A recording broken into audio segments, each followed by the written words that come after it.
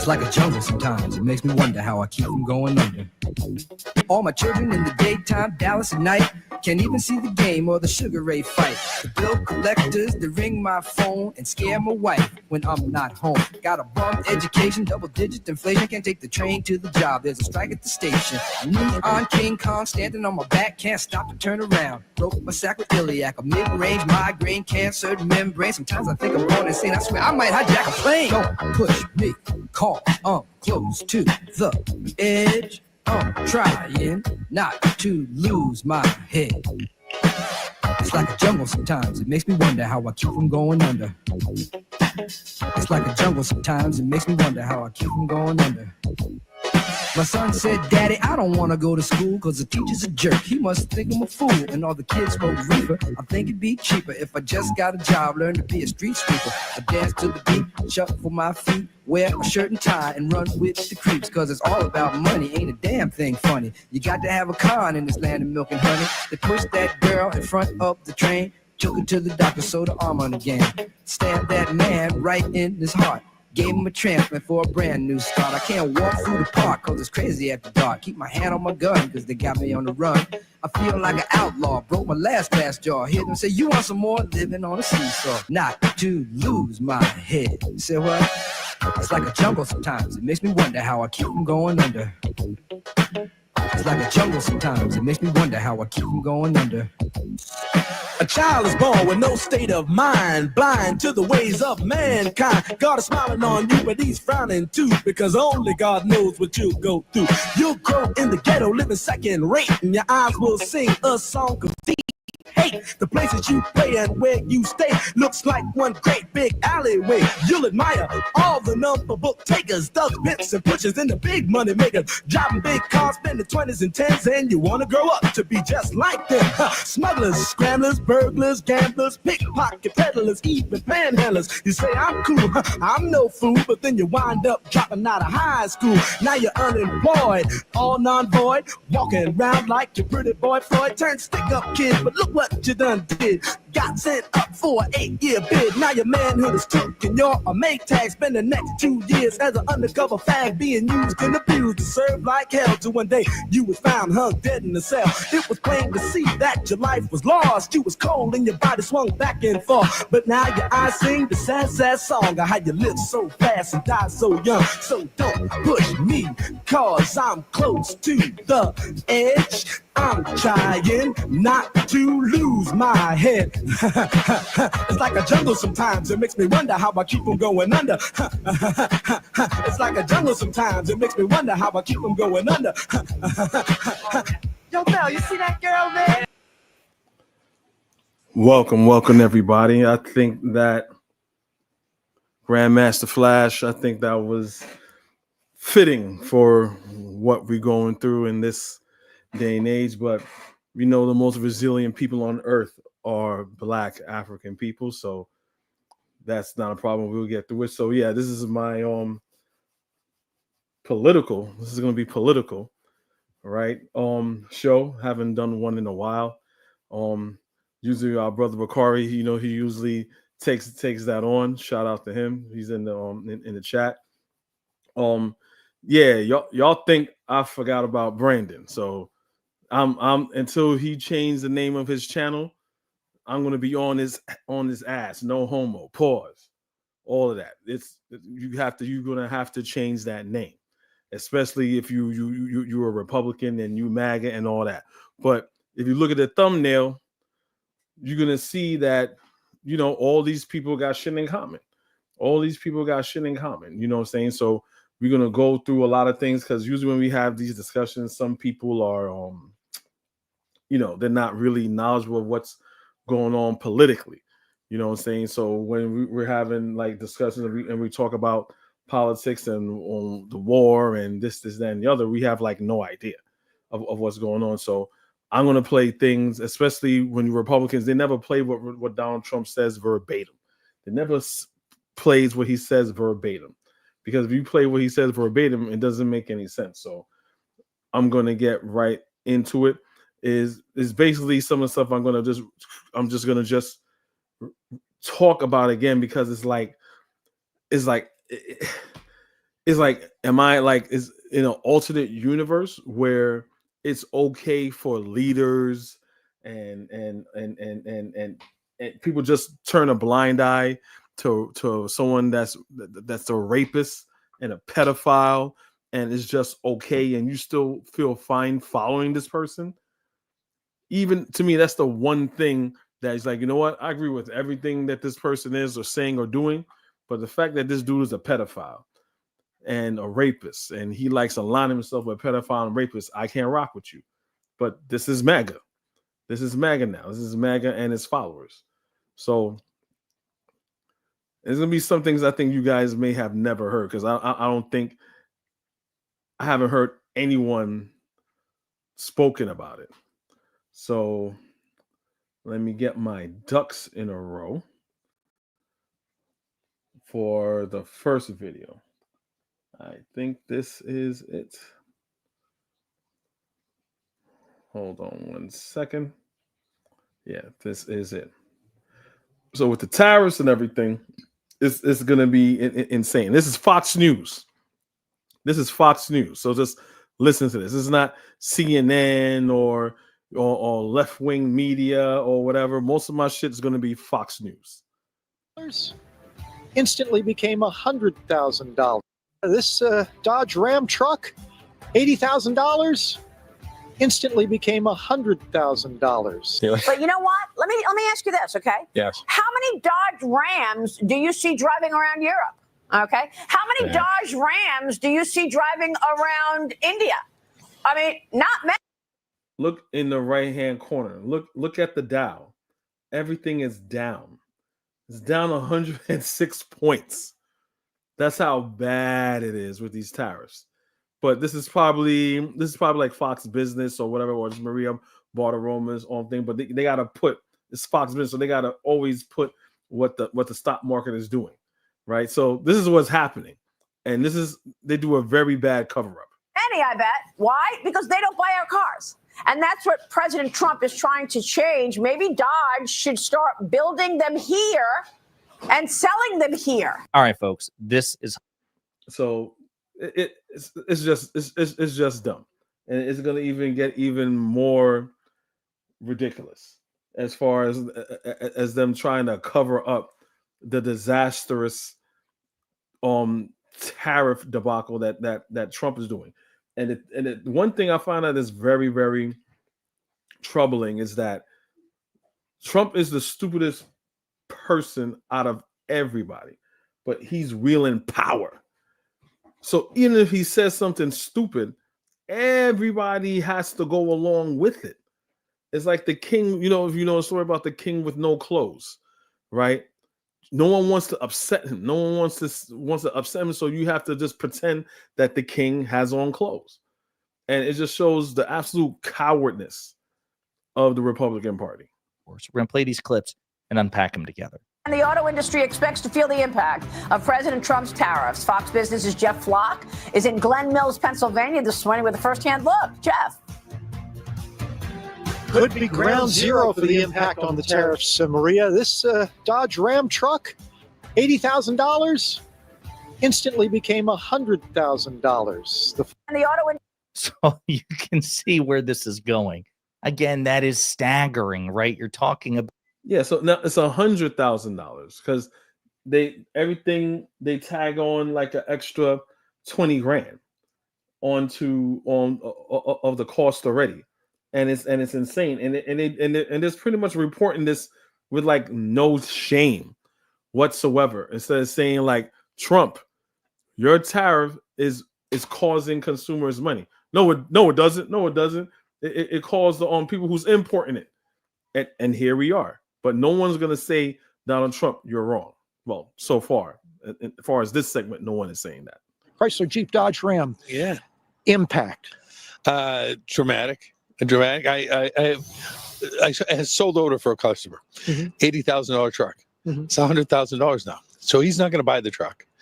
It's going to sit on my lot at the higher interest rates we're paying right now for floor plan, and nobody's going to buy the truck because It just had a $20,000 price increase. Right.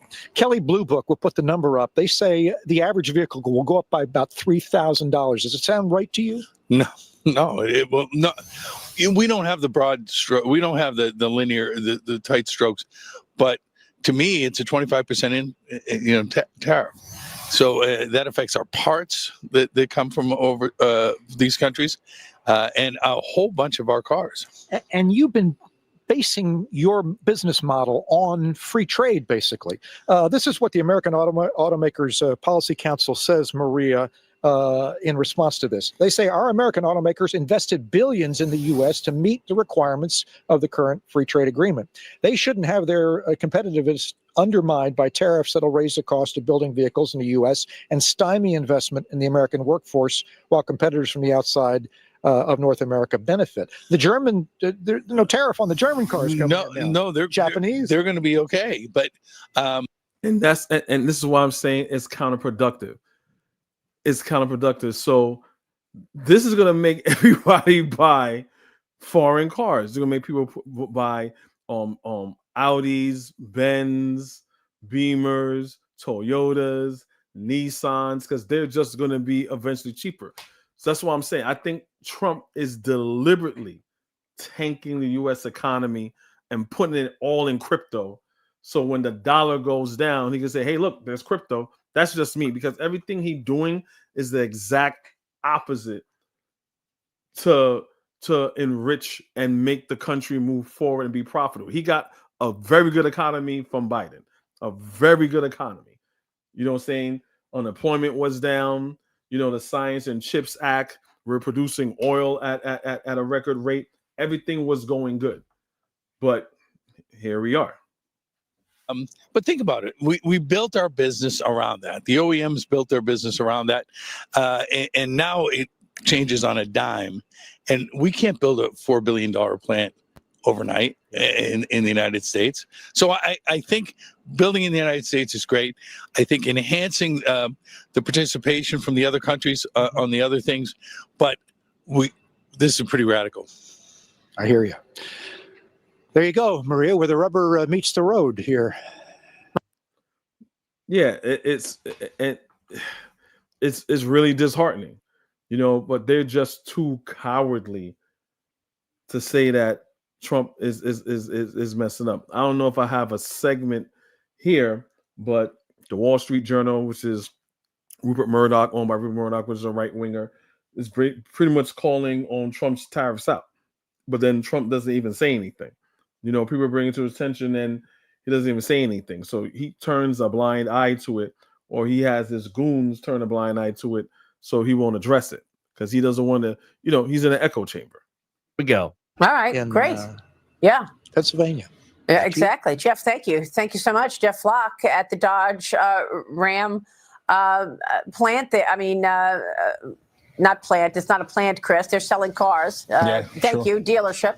But you know what? Let me ask you this, okay? Yes. How many Dodge Rams do you see driving around Europe? Okay. How many Dodge Rams do you see driving around India? I mean, not many, I bet. Why? Because they don't buy our cars. And that's what President Trump is trying to change. Maybe Dodge should start building them here and selling them here. She sounds like a moron.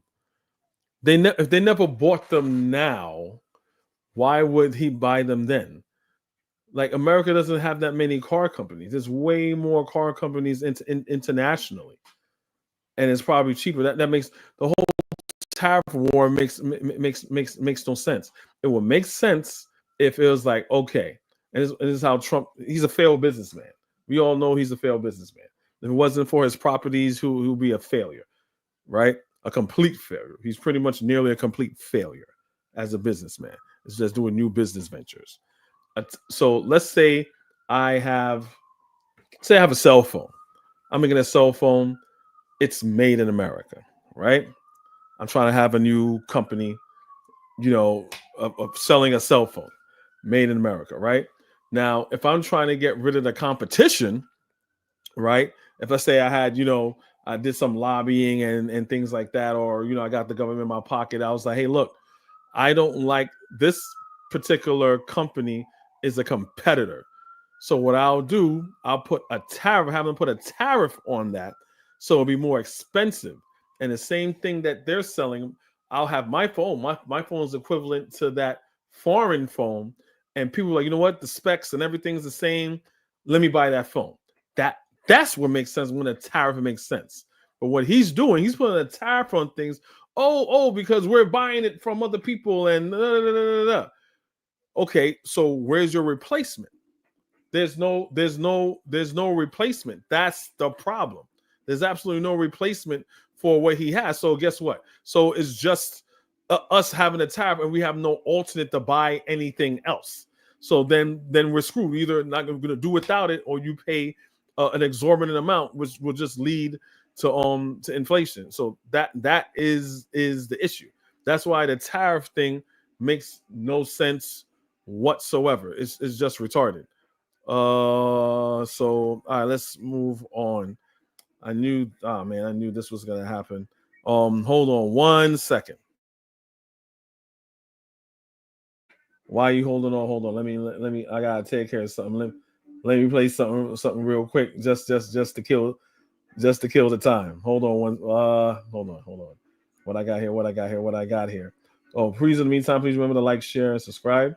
So it's a political thing. So let me play this. One of the perks of a cross-country trip is stopping for a meal and meeting the friendly folks who make up the heart and soul of our country. Hello, we're from the Northeast.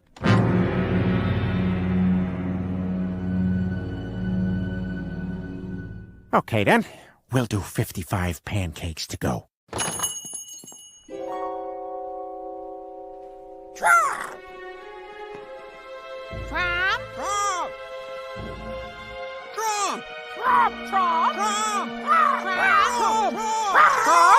Trump! Trump! Trump! Trump!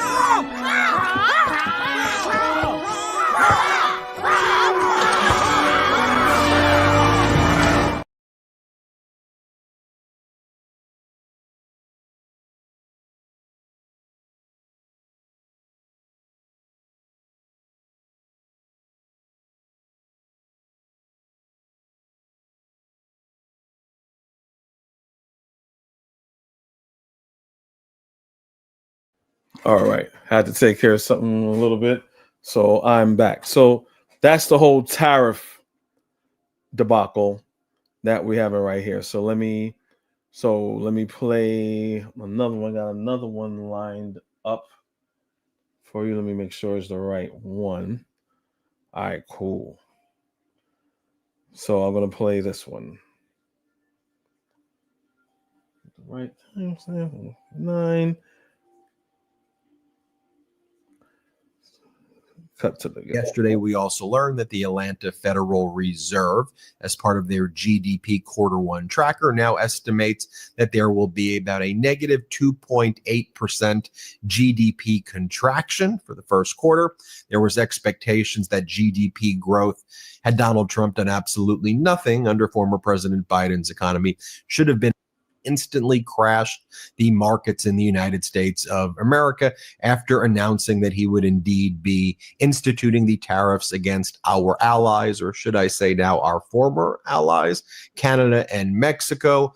That led our stock market to take a nosedive during a press conference that Donald Trump held in the White House. And it also led to Canada implementing retaliatory tariffs, which was announced by Prime Minister Trudeau. Also, a number of premiers in Canada, like the Premier of Ontario, Doug Ford, announced that he would be inflicting pain on the United States. Doug Ford said he would be cutting off all electricity provided by Canada to the United States. And he also said that he would be inflicting anything and everything to harm the United States economically, because the United States is coming after Canada. Here's Doug Ford during an appearance, for example. He's the Premier of Ontario, saying, "I'm going after absolutely everything.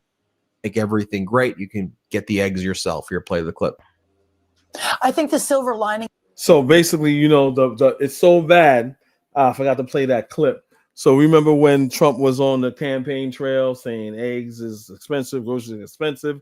It's Biden's fault. It's Biden's fault. We're gonna do something about that on day one. I'm gonna do this. I'm gonna do that. So obviously, eggs are way more expensive now. than it was during the Biden presidency. So this is what Fox News has pivoted to, because they can't really tell a bold-faced lie to American people. So this is what they're saying you should do. And all of this is, how do we, in our backyards, we've got chickens too in our backyard. How do we solve for something like this? And people are sort of looking around thinking, wow, well, maybe I could get a chicken in my backyard. And it's awesome. I agree with you. Yeah, I think everyone who isn't a farmer right now wants to be. So you're in the right department, Brooke. Then you had people. That's insane. So instead of everyone should just be a farmer now, right? This is what they telling the American people. There's people that don't have backyards. There's people that probably have allergies. I'm just entertaining their nonsense. That probably, they can't even deal with chickens. What about old people? What about handicapped people? It's just this is what they're pivoting to. This is what they're pivoting to. But again, people saying Donald Trump is this wizard of a businessman, and his network that coddles his nutsacks. This is what they're saying for you to get over the hardship of eggs. It was a clip that I had. I forgot to add. It was JD Vance. He was saying under Kamala Harris, eggs was $4, $5, even though Kamala Harris has nothing to do with it, right? And then it was, and here we are. People are paying $10, $12 a carton for eggs. Now there's this, and this is how MAGA pivots. We would say, why the reason why the eggs are expensive have nothing to do with Joe Biden. Stop lying, saying that the economy is bad. The economy is not bad. The economy is doing good. And we're saying the reason why egg prices are high is because of the avian flu, the bird flu. So for those who may not know how flu works, because we got moronic anti-vaxxers here. I don't know if any people's anti-vaxxer or whatever, but you got to understand how disease work, right? So if the chicken has any type of flu or disease, they have to kill the chicken. They have to kill any chicken byproduct. That goes for like eggs as well as the whole chicken.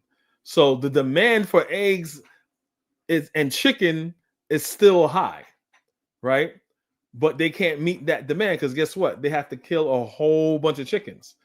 So now the demand is still high, but we can't meet the demand.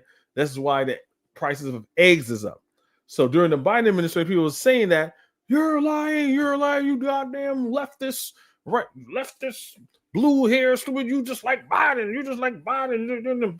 Gays and pedophiles and transgender and Biden. That's what they were saying.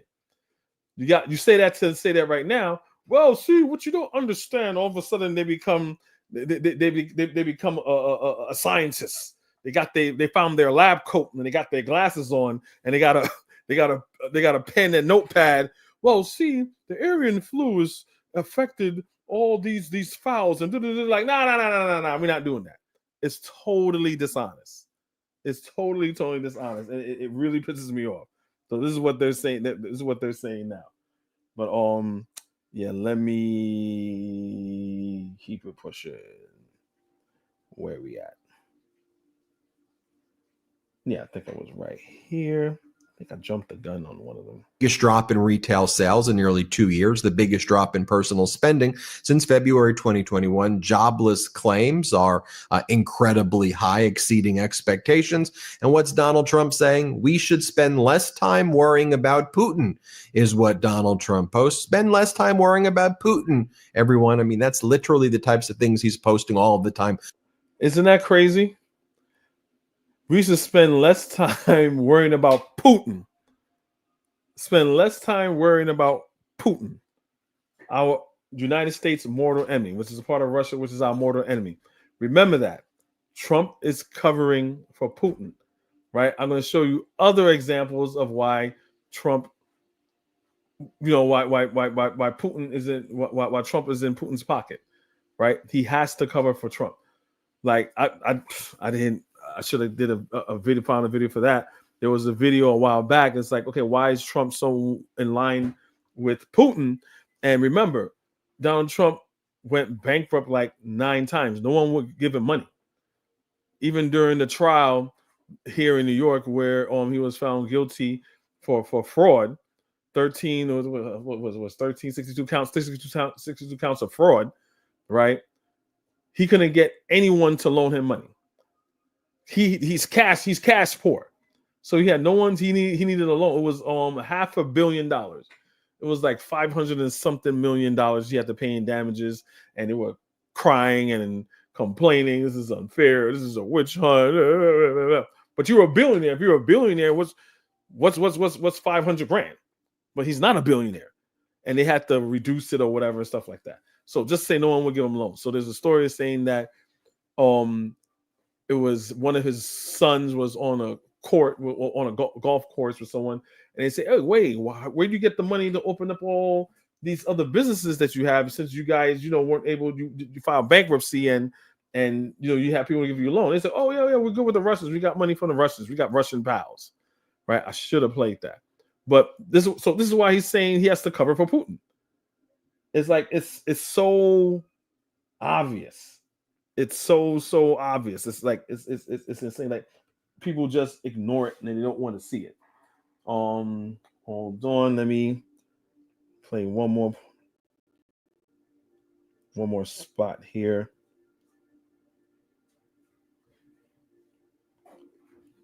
All right. Understand, Trump's so smart. This is all just part of his art of the deal. This is how he does deals, everybody. Here, this is what she says. Here, play this clip. This is major news. I know everyone wants to talk about tariffs, bad. No, why don't people understand the president is a never-ending negotiator?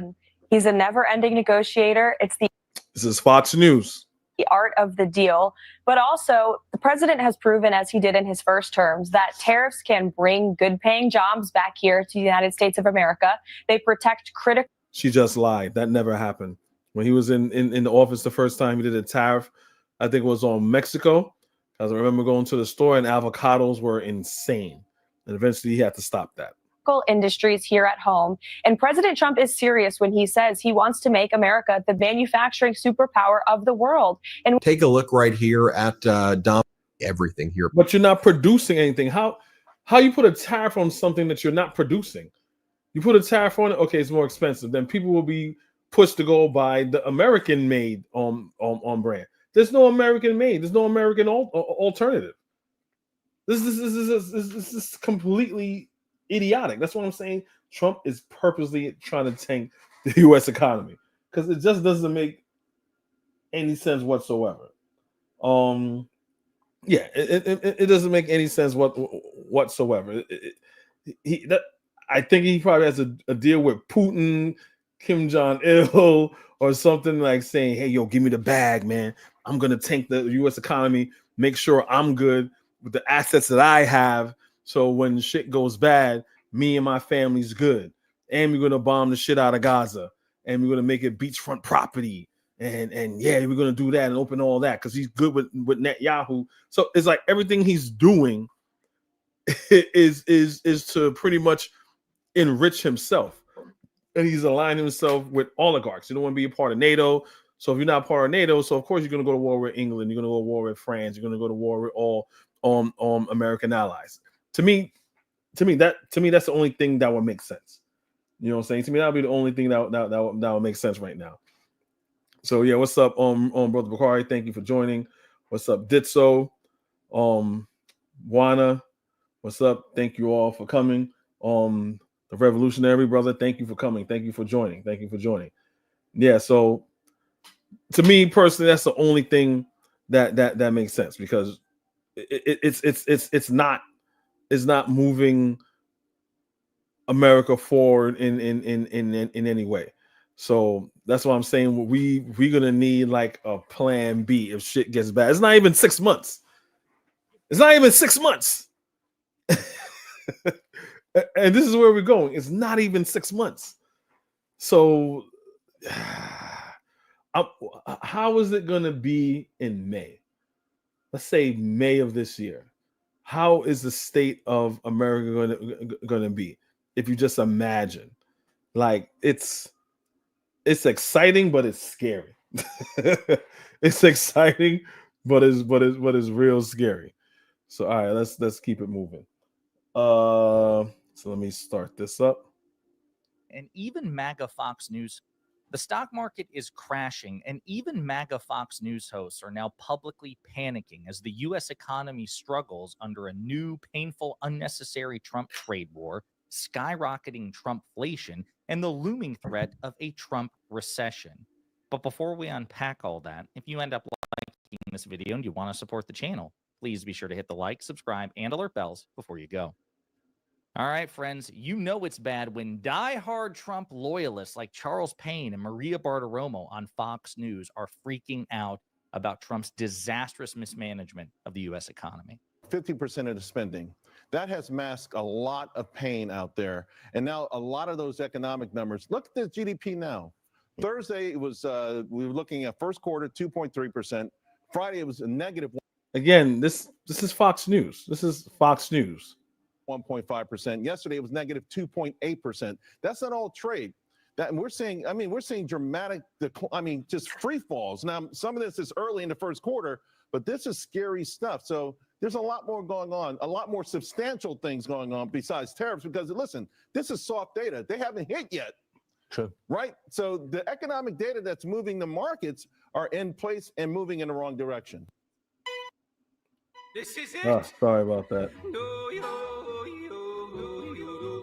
Can't help the ads. 50%. Yeah, so they have to be honest. Some of them are honest.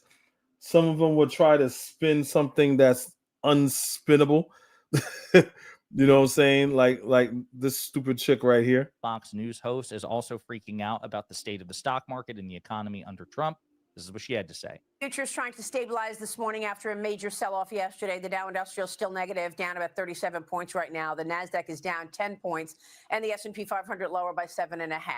This after stocks plunged yesterday, kicking off the month of March with the S&P 500 in negative territory for the year. The Dow Industrial is now down 649 points. That was yesterday at 4 o'clock on Wall Street. The Nasdaq was down almost 500 points yesterday. That was 2 2/3% lower.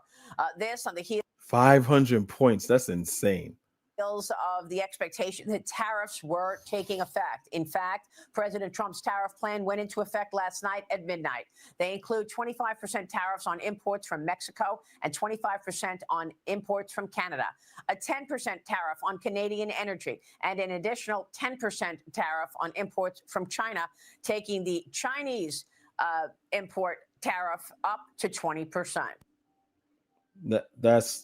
That's just insane. This is purposeful, and we all know Trump looks at Fox News, and OAN. Those are the networks that he looks at, right? We know that because only network. I mean, he looks at other networks too that talk bad about him. That's why he's trying to get them shut down, all of them except for Fox. So he looks at this and he's still going still going full steam ahead. Users who should be made fun of. As Aaron Rupar and others are pointing out, though, is the Trump slump. The stock market is not doing well. Representative Eric Swalwell went one further in this funny screenshot in which he's the downward red line in the stock market. He changed it to Donald Trump's signature, his iconic signature. So, yeah, this is where we are. It's not good. CNN has an article about this. The Dow falls 800 points as Trump's tariffs threaten a dangerous trade war. U.S. stocks tanked Tuesday morning after Donald Trump made good on his threat to levy tariffs on Canada and Mexico, paving the way for a global trade war as leaders of both trading partners threatened retaliation. The hefty tariffs imposed by the Trump administration could contribute to a crash in the global economy, similar to the Great Depression of the 1930s, that Andrew Wilson, the Deputy Secretary General of the International Chamber of Commerce, according to the Wall Street Journal. Our deep concern is that this could be the start of a downward spiral that puts us in 1930s trade war territory.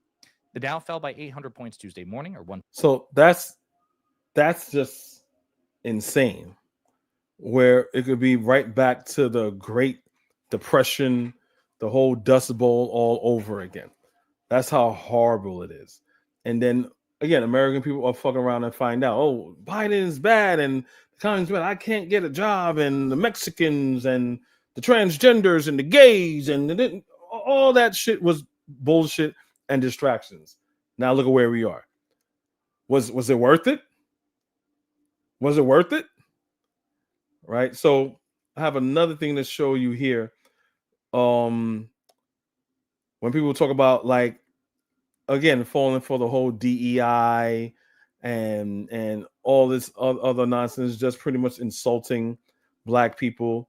We all know that equal opportunity and these programs are for Black people, right? Or for non-white men. If you're a white Christian man, you're good. If you're not a white Christian man, you are easily marginalized. If you're a woman, you're DEI. If you're a white handicapped man, you're DEI. If you're a white woman, you're DEI. There are white people that are DEI, right? And even Fox News does that. I think it was oh my gosh, what's that Supreme Court justice? This is his name. She was one of the deciding decisions to block Elon Musk from just tell him that you can't do the whole spending thing. Oh my god, I forgot her name. It was on the tip of my tongue. They started calling her a DEI. She's a Trump appointed Supreme Court justice. And they started calling her DEI only because she didn't vote in their quote unquote interests.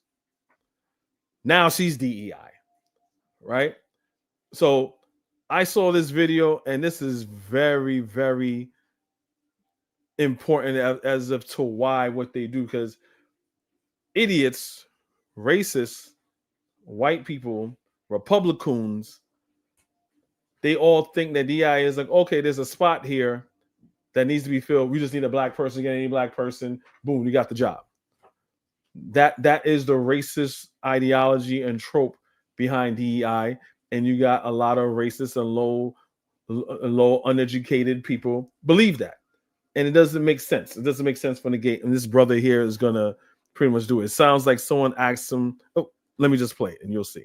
You know, one of the most insulting questions that gets asked me sometimes is, did they give you your 4th star just because it's a bicentennial year coming up and they want to say we got a black day?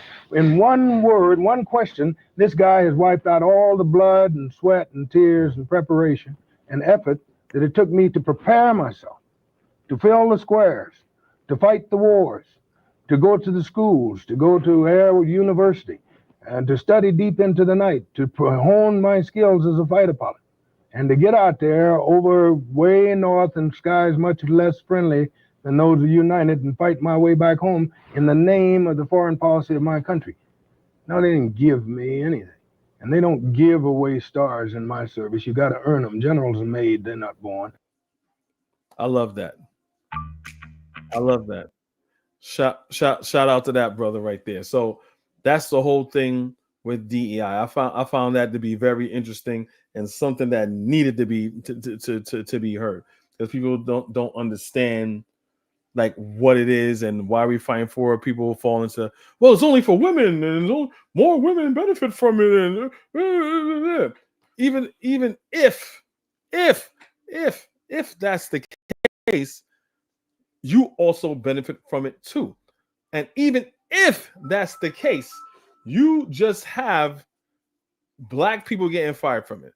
Tuskegee Airmen, they had like a they're being stricken away from the Air Force. There was like a tactic that they did that is used in combat, in flight combat.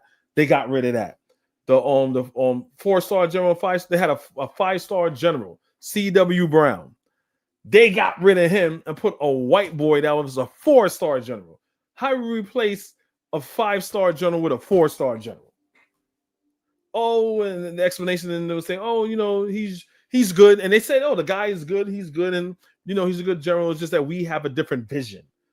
Okay, what that vision is, what I'm saying, is about merit, right? So it's about merit and getting the very best. Why are you replacing a 5-star general with a 4-star general?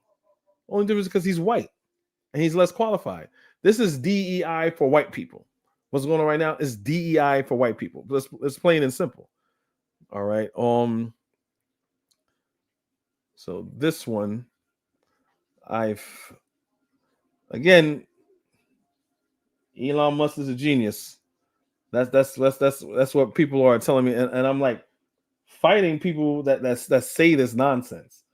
You know what I'm saying? Elon Musk, he's an apartheid baby, right? A Nazi, and he has money and he invested money into projects, right? He didn't invent it himself.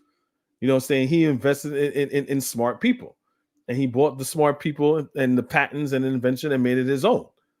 He didn't make it. So like, I don't understand how he's a genius, and people still can't explain to me how he's a genius. And then when you ask them, well, how is Elon a genius? They end up saying, well, no, he bought the stuff. So how's a motherfucker a genius? That makes no sense. You see potential in something, you buy it. That doesn't make you a genius. By hand in an old limestone mine in Pennsylvania. Now that's true. Please do make sure you are subscribed to. Workers there say while an old limestone mine in Pennsylvania. Now that's true. But workers there say while the system is far from perfect, some of Musk's claims are not accurate. CNN's Gabe Cohen has this story. Beneath the rolling hills of western Pennsylvania, really is just off some rural road. An old limestone mine houses one of the most remote and secure government offices. You can see the entrance. It looks like that's about as far as you can get before you have to go through security. Nearly 700 civil servants here process almost every retirement from the federal workforce. We're here in Butler County because of recent comments that Elon Musk made about this facility and about the people who work here, comments that have really rocked this rural area. There's a limestone mine where we store all the retirement paperwork. From the Oval Office last week, Musk criticized the operation as one that epitomizes government inefficiency. It's like a time warp. And the elevator breaks down and then sometimes, and then nobody can retire. You could do practically anything else, and you would add to the goods and services of the United States in a more useful way. Is this the freaking Flintstones? Those comments got a lot of pickup. Musk wants to rescue these government gremlins from working underground. Does President Trump promise we're going to shut this cave down? Yes, he does. The federal workers here are. Now, if you notice, this is Iron Mountain. So in my professional career, I have used Iron Mountain. Iron Mountain is a storage facility that stores documents. Right? They also shred documents, get rid of documents. So, I mean, in this day and age, people are going more digital depending on your industry or whatever. But I was part of industry where I had documents, and it was sensitive documents of patents and account numbers of different businesses or whatever, stuff like that. So you just can't rip it up, and the volume of it is a lot. But sometimes we store it. Right, because we have to store things. I have an avionic background. Certain records, certain maintenance records, you just have to keep. You just can't keep in house. You can't get rid of it, right? So you have to do it. So it's a storage facility. So it stores paper, CDs, microfilm, microfiche, all that other stuff, right? So let's give you an idea of what Iron Mountain is and what their job is. Are on edge. They got a memo warning them not to talk to reporters. Are you ready? Yep. Okay. How you feeling? Good. Better. And yet 5 of them and a former supervisor sat down with us because they say many of Musk's claims were false. Were masking their face and changing their voice because they're scared of retaliation. Everybody's. And that's crazy. They're scared of retaliation because of the truth. And this is a common theme. Anytime someone speaks up, that's not popular rhetoric, that's from the right, they're scared. That doesn't happen on the left. Someone speaks up, say something, talk some shit about Joe Biden, no one gets threatened. They'll be mad, but no one gets threatened. Yeah, I said what I said about Joe Biden, and fucking what? You know what I'm saying? No one's like, oh my God, you're gonna get kicked out. It's not that. It's only on the right. Because why? The right is more violent. The right is more unhinged. He's kind of been silent. Before playing some of the. So let me play the rest. He's just gonna pretty much just comment on it. At this point, we all need these jobs. Tell me about that elevator. And the elevator breaks down and then sometimes, and then nobody can retire. There's no elevator at all. You walk down into the mine, it looks like any other office building. Genius Elon Musk got something wrong. Wow. I guess that chick must be lying, right? Because Elon is a genius. Most number of people that could retire possibly in a month is 10,000. I'm not sure where that number came from. There's no limit. There's no limit. All the retirement paperwork is manual. That is not true. It's not. So then they'll get into. Yeah, so these are the people that work there, but again, they're afraid because, it's Trump people. So they don't want to, retirements they can process, or all the different things he was saying, the details. These transformed from a mine. It was renovated over the years into a temperature and climate controlled facility. It's owned by a company called Iron Mountain, and private companies also store vulnerable items like film reels and photographs. But it's not just Musk who criticizes the processing of retirement claims. For years, this office has been criticized for processing too slowly, over-reliance on paper, and insufficient staffing. Some of the workers we spoke to agree the system needs updating. But completely shutting this facility down would devastate Butler County, where the federal government is the biggest employer. It's also Trump country. He got nearly Yeah, and that's the place where Butler, Pennsylvania. That's the place where Trump got shot. I think it was like the first time where he got assassinated. So yeah, so so they were very heavily into that. Even though the person who assassinated Trump was a Republican, was a Trump supporter. So take that for what it's worth. Musk, you said on X that an example of the fraud that you have cited was $50 million of condoms was sent to Gaza. But after fact check this, apparently Gaza in Mozambique, and the program was to protect them against HIV. So can you correct the statements? It wasn't sent to Hamas, actually. It was sent to Mozambique, which makes sense why condoms was sent there. Yeah. And how can we make sure that all the statements that you said were correct, so we can trust what you say? Well, first of all, look at that. Trump was just sitting there like a little bitch, and Elon Musk is there using his crazy son as pretty much a political prop. Oh man, it just hit me. They had, I should have got that one. Check this out. When Elon's son over there, his name is X, like X, Twitter, whatever. Yeah. His son was like next to Trump when he was off his shoulder, telling Trump to get out my chair. That's my daddy's chair. The kid was talking mad trash to Trump. I think he said, get the F out my chair or something like, get the F out my dad's chair. Like, this kid was talking greasy. And a kid young like that is not going to just come up with that on top of his head unless there's people around him saying that. Children just mimic behavior. You know what I'm saying? So it was crazy. But anyway, condoms to Gaza, not in Mozambique, which is interesting. Again, Elon Musk is a genius, but he keeps fucking up. Some of the things that I say will be. Hey, by the way, before I show you his response, just take a mental picture of Stephen Miller, Elon Musk, and Donald Trump. This. Oh, I word this. And my eyes barely the plug. Correct, so we can trust what you say. Well, first of all, some of the things that I say will be incorrect and should be corrected. So some of the things he said will be incorrect and needs to be corrected, but they don't correct them.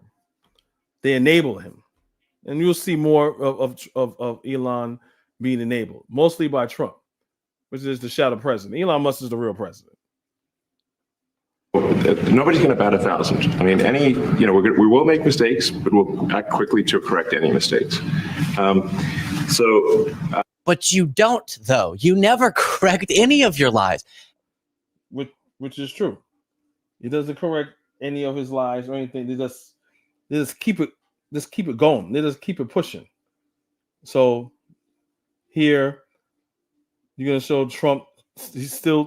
Trump still goes on and tells the lies. Bureaucracy where there has been tremendous waste and fraud and abuse. In that process, we identified and stopped $50 million being sent to Gaza to buy condoms for Hamas. Okay. So it was $50 million. And it actually started before they added Hamas to it to make it even more of a sexy lie. It was just in general to Gaza, which wasn't true. But then Trump thought, let's add Hamas. And then it was, let's add $100 million. Let's make it 100 mil.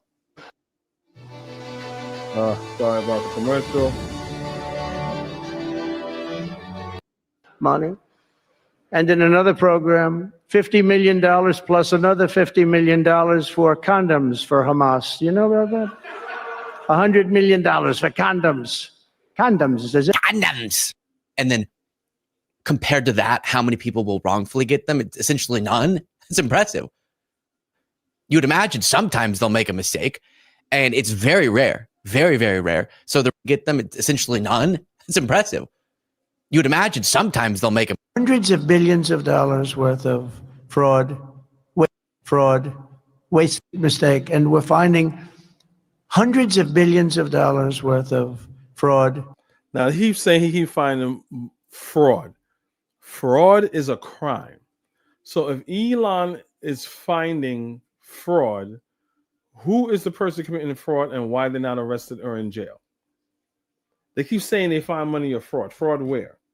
Fraud over here, fraud. Okay.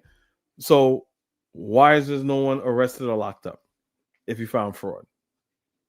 It doesn't make any sense. Waste and abuse, but I think fraud will be the number one as we see. But listen to this on the program. There are 4.7 million Social Security members who go and live from 100 to 109. Well, I'll tell. Basically, I can't hear him talk. He's such a fucking idiot. He's gonna pretty much say this. There's seniors that still getting checks that they're 109 to 120 years old, which is all lie. Remember, they got the people there that Elon Musk is employing is a bunch of 20 and 19-year-olds. One of the names they call themselves big balls. They don't know how to read government documents. So this administration is a total shit show. It's a total shit show. So here I'm going to show you where where it's pretty much a dictatorship in the Trump regime. Because this is Fox. So Kash Patel was the new FBI director, and other Trump agencies. Remember, Elon Musk was saying, "Oh, give us 5 things that you do, because you're just a waste. Because we want to see if you're able, if you're productive. Give us 5 things that you're doing." Makes no sense, because if you're in the FBI, you could be in a covert operation. You could be across of enemy lines where you don't look at your email every day. And he said, "Yo, let us know what this is before this day." Some people not even able to check their emails. It's an idiotic way of doing it, right? So you had Kash Patel said, "You don't have to answer that." So there's like infighting. And I forgot this other agency. I forgot this chick's name. She's part of the other agency. She's like, "Should I do it or whatever?" And it's like, "Nah, we're not doing that." So a lot of people's like, "I'm not listening to Elon. Don't listen to him." So there's infighting, which comes to this point where we are right now, when because someone brought it up. So you can see how crazy and uncomfortable it is. Thank you, Mr. President. Thank you, Mr. Musk. I just wanted to ask you that President Trump put out a Truth Social today saying that everybody in the cabinet was happy with you. I just wondered if you had heard otherwise, and if you had heard anything about members of the cabinet who weren't happy with the way things were going. And if so, what are you doing to address those any dissatisfaction? Elon, let the cabinet speak just for a second. Anybody unhappy with Elon? If you are, we'll throw him out of here. You hear that? He says, "Hey, everyone's happy with him. If they're not, we're gonna throw them out of here." That's what Trump said. We'll throw them out of here if they're not happy. This is not a democracy. If you are, we'll throw him out of here. The cabinet speak just for a second. Anybody unhappy, say if you are, we'll throw them out of here. Is anybody unhappy? Then it's like a forced clap. All that's like a forced clap. Like, these guys are fucking cowards. They rather see America burn, as long as they're in a good position, as long as they're in a high tower and see it burn. Like, this is crazy. We have a lot of respect for Elon and that he's doing this, and some disagree a little bit, but I will tell you, for the most part, I think everyone's not only happy, they're thrilled. So that's insane. When I saw that, I was like, that's just crazy. Anyway, so we're gonna get to the juicy part now. So again, shout out to Anthony McHale. He'd be like, Kofi, leave Brandon alone. I was like, I tried to. I left him alone for a long time, but at the same time, you know, we have to clean house. Him using Pan-Africanism as a title on YouTube and in these social media spaces is totally disrespectful to all real, true Pan-Africans, right? We know he's grifting on Pan-Africanism. He's a Republican. He loves Trump's tax break, even though his ass is broke. You know, he'd be getting mad when he don't get enough super chats. Oh, I need like $50 of super chats. It's like, you know, he's broke. He's not even in the right tax bracket. I don't understand people arguing for Trump and you're not even in the right tax bracket. I mean, are you making like about $400,000 a year? I just don't get it. So anyway, we are where I'm at. Let me check to see where I'm at. We're about to start going in on the juicy part of probably why is the Trump administration harboring and just love pedophiles. They love pedophiles. They love rapists. Trump loves Matt Gaetz, but Matt Gaetz is I think he was supposed to be the Attorney General. Correct me if I'm wrong. I could be wrong. I think he was supposed to be the AG, but he stepped down because of the sex trafficking in him with I think it was a 16-year-old girl. He was having sex with a 16-year-old girl. There's witnesses there. There was a ethics hearing. And pretty much he thought, okay, if I step down, then the ethics hearing will go away, yada, yada, yada. So it's just like disgusting. So right here, I'm going to show you, anyone knows who Andrew Tate is. Andrew Tate was in Romania, you know, for sex trafficking, rape, you know, all the typical stuff that Donald Trump and Epstein would like and love and don't mind or care.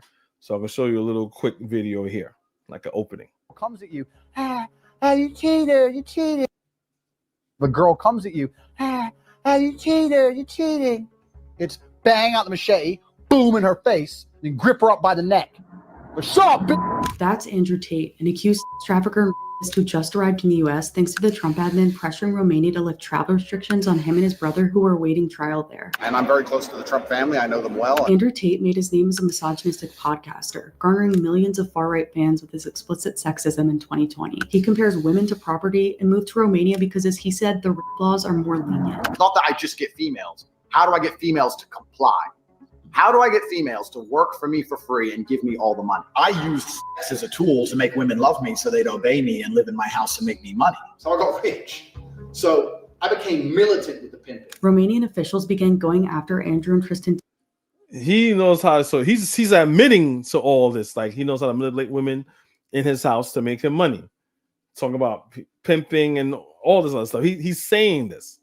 He's saying this. Tate in 2022 when they raided one of their mansions after receiving a tip that the brothers had abducted a woman and were holding her against her will. They were indicted on charges of forming a criminal gang and human trafficking. Authorities had alleged they trafficked 7 women from the US and UK to Romania. Despite the charges, the Tates were released from house arrest in January while the case is ongoing. Romania said they would be allowed to leave the country if they return for trial. The Tates say they're victims of a political witch hunt, which is likely why the Trump administration is taking their side. Trump special envoy Richard Grenell, who pressured the Romanian government to lift the travel ban on the brothers, said he supports the Tate brothers. The Trump admin claims to care about stopping criminals from entering the country, and they claim to care about holding predators accountable, but it's clear that none of that is true. These men should not be allowed to roam free to wreak havoc in the US. And there you have it. Those are the Tates, right? They're rapists. Again, Donald Trump always aligned himself with rapists. What's that? Pete Hegseth.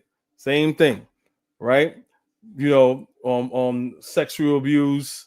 So same thing. Brett Kavanaugh, same thing. Oh, that's my Supreme Court judge. Sexual abuse. It's a trend. Like when Trump looks at men, he was like, do they rape? Are there pedophiles? They are? Okay, wow, interesting. It's a common denominator with Trump.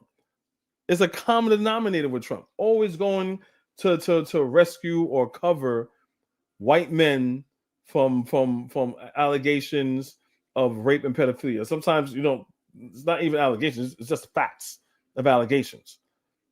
It's just not facts of allegations, it's just facts, right? The facts are damning when you look at it. But this is not I'm not a legitimate news network or whatever. I'm giving you my opinion. It's alleged, but when you look at the evidence, it's pretty factual. So let me move on to the next one. So that was just disgusting. So was that it? Hold on one second, guys. I think it was just that. Yeah, I think it was just that. Okay, cool.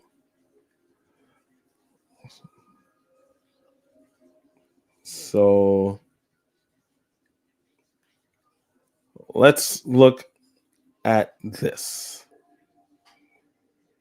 Do I have it right? Hold on one second. Let's make sure I have the right timestamp. Let me let it rock. With Epstein's phone list that was already released back in, let's say, about 2021, that also contained Donald Trump's name on it because Trump and Epstein were buddies. Did you forget about that? Are you moving on to the next distraction? Because we're not forgetting about it. In fact, we put our investigative team at the Midas Touch Network on it, and we learned that one of the influencers who was at the White House and quotes, of course, this MAGA propagandist was someone who was previously at the Ghislaine Maxwell trial wearing a T-shirt that said "Free Ghislaine." Who's Ghislaine Maxwell? She was the sex trafficker who worked with Jeffrey Epstein. She was Epstein's co-conspirator. She's basically serving life in prison now. And so one of the people who the White House gave an Epstein binder to was someone who wore a Free Ghislaine Maxwell shirt. We wrote about it at. This is disgusting, right? That was Jeffrey Epstein's woman. That will help break in young girls to traffic with, right? So here is. Did I? Oh no, I didn't. No, I didn't. So this is just them making believe that they had the binders, that the Epstein list was no Epstein list. It was pretty much the flight list and the flight logs that we already know what it is, but they're pretending that they released the Epstein list, but it's not. That's not Individual and self-described independent journalist who has been granted access into Mar-a-Lago Trump campaign you want while wearing your favorite controversial T-shirt. Another picture of Krause wearing the Free Ghislaine shirt appeared on the. And remember, she's all in the Trump administration, which is no problem. Remember, I did a video like this probably like 2-3 years ago about when Ghislaine Maxwell was going to jail. Trump said, "Oh, Yeah, I heard she's going to jail. Someone asked a question, she's going to jail. Okay, I wish her well. And people was like, what the fuck? Why would you wish a sex trafficker well? She was one of the biggest notorious sex traffickers in American history. Why would you wish her well? And they asked him again. They was like, what's wrong with me wishing her well? I knew her. I'm wishing her well. Like he has no shame. But that's okay. Reddit because it's Trump and his MAGA. Channel Our House on Fire. The picture shows Krause wearing the shirt outdoors while with RFK Jr. supporters at the DNC desk in the Oval Office. While leaving the White House, Krause was pictured holding a Krause posted a picture of herself. See, so that's her, Trump, JD Vance, RFK Jr. People they're supporting pedophiles. They're with the person who supports pedophiles and rapists. This is the Trump administration. So every time, again, with the Republican, that's why I get mad when you have people that come on chats, come on podcasts, come on YouTube and say, oh, but the Democrats, they trying to force people to do transgender this and gay this and gay that. And I say, what's the policy? What's the policy? They're not even doing it in their private life. You're saying this is something that they're doing as policy. And they can't name anything, but at the same time, they ignore this. You're ignoring this? That's why I get upset. I'm pretty sure all of us are fathers or parents or have nieces or nephews, right? And well, no, let's worry about the gay people and the make-believe bill that the Democrats have that's going to implement, and we're going to ignore all the rapists and the pedophiles that's running the country. It's like, give me a fucking break, man. Y'all a bunch of fucking cowards. Herself with Trump, JD Vance, and RFK Jr. behind the desk in the Oval Office. While leaving the White House, Krause was pictured holding a binder and wearing a Trump was right about everything hat. Nothing shouts independent. Trump is surrounded. This tape, it shows some of Trump's connections with Epstein. Here, play this clip. We're going to get great ratings in your show. Trump is surrounded by women as music blares in the background. After a while, Trump goes to greet 3 new guests. Among them, the financier Jeffrey Epstein. More than a decade before his guilty plea on state prostitution charges. Later in the footage, Trump is seen talking to Epstein and another man as women are dancing in front of them. Trump alternates between dancing and pointing out women to Epstein and the other man and telling Epstein about the cameras. Though exactly what they say is difficult to understand as they discuss the women and their appearances, Trump gestures to one and appears to say to Epstein, "Look at her back there. She's hot." And then Trump says something else into Epstein's ear that makes him double over with laughter.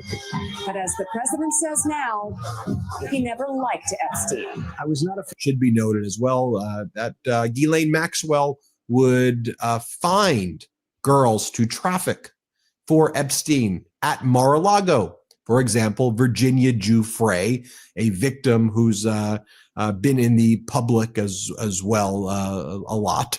Virginia Giuffre used to be homeless. Then she got a job at Mar-a-Lago. After being homeless, she gets the job at Mar-a-Lago. In swoops in Ghislaine Maxwell. Maxwell finds Giuffre, brings Giuffre to Epstein for a massage. Epstein then traffics Giuffre. At the criminal trial of Ghislaine Maxwell, you had remember, Elaine Maxwell is locked. She's in jail.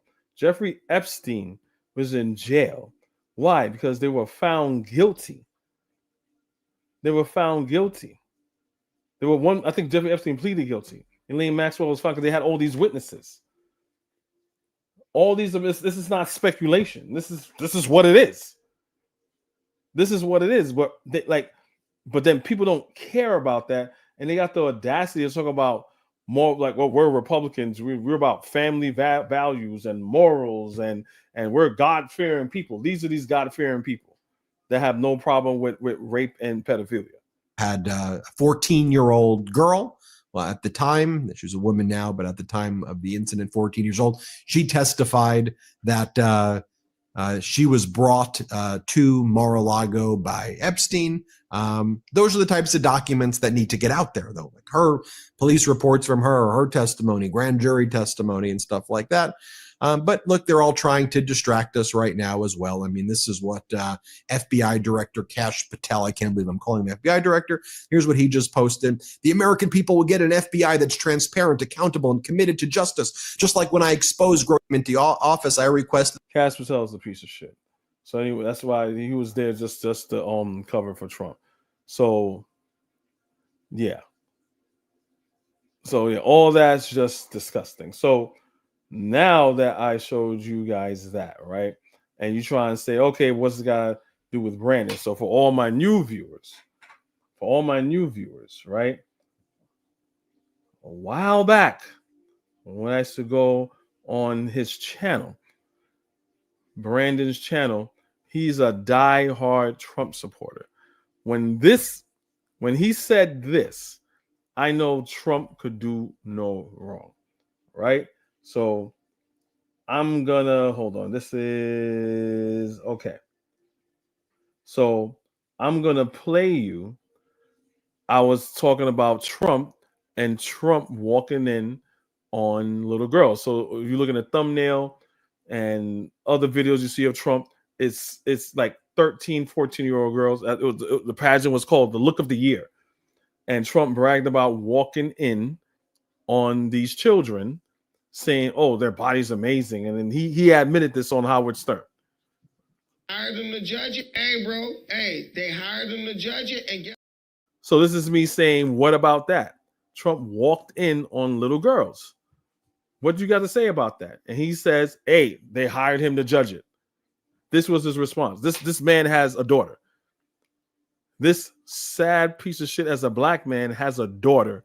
And when you ask him about Trump deliberately trying to get a peek at little girls, this is what he says. Hired them to judge it. Hey, bro. Hey, they hired them to judge it. And guess what? Trump That's hired them to judge it. Hey, bro. Hey, they hired them to judge it. And guess what? Trump he says they're hot. Hey, what you want? They hired Trump to look at 13-year-old little girls. What's the problem? What you want from him? He can't help himself.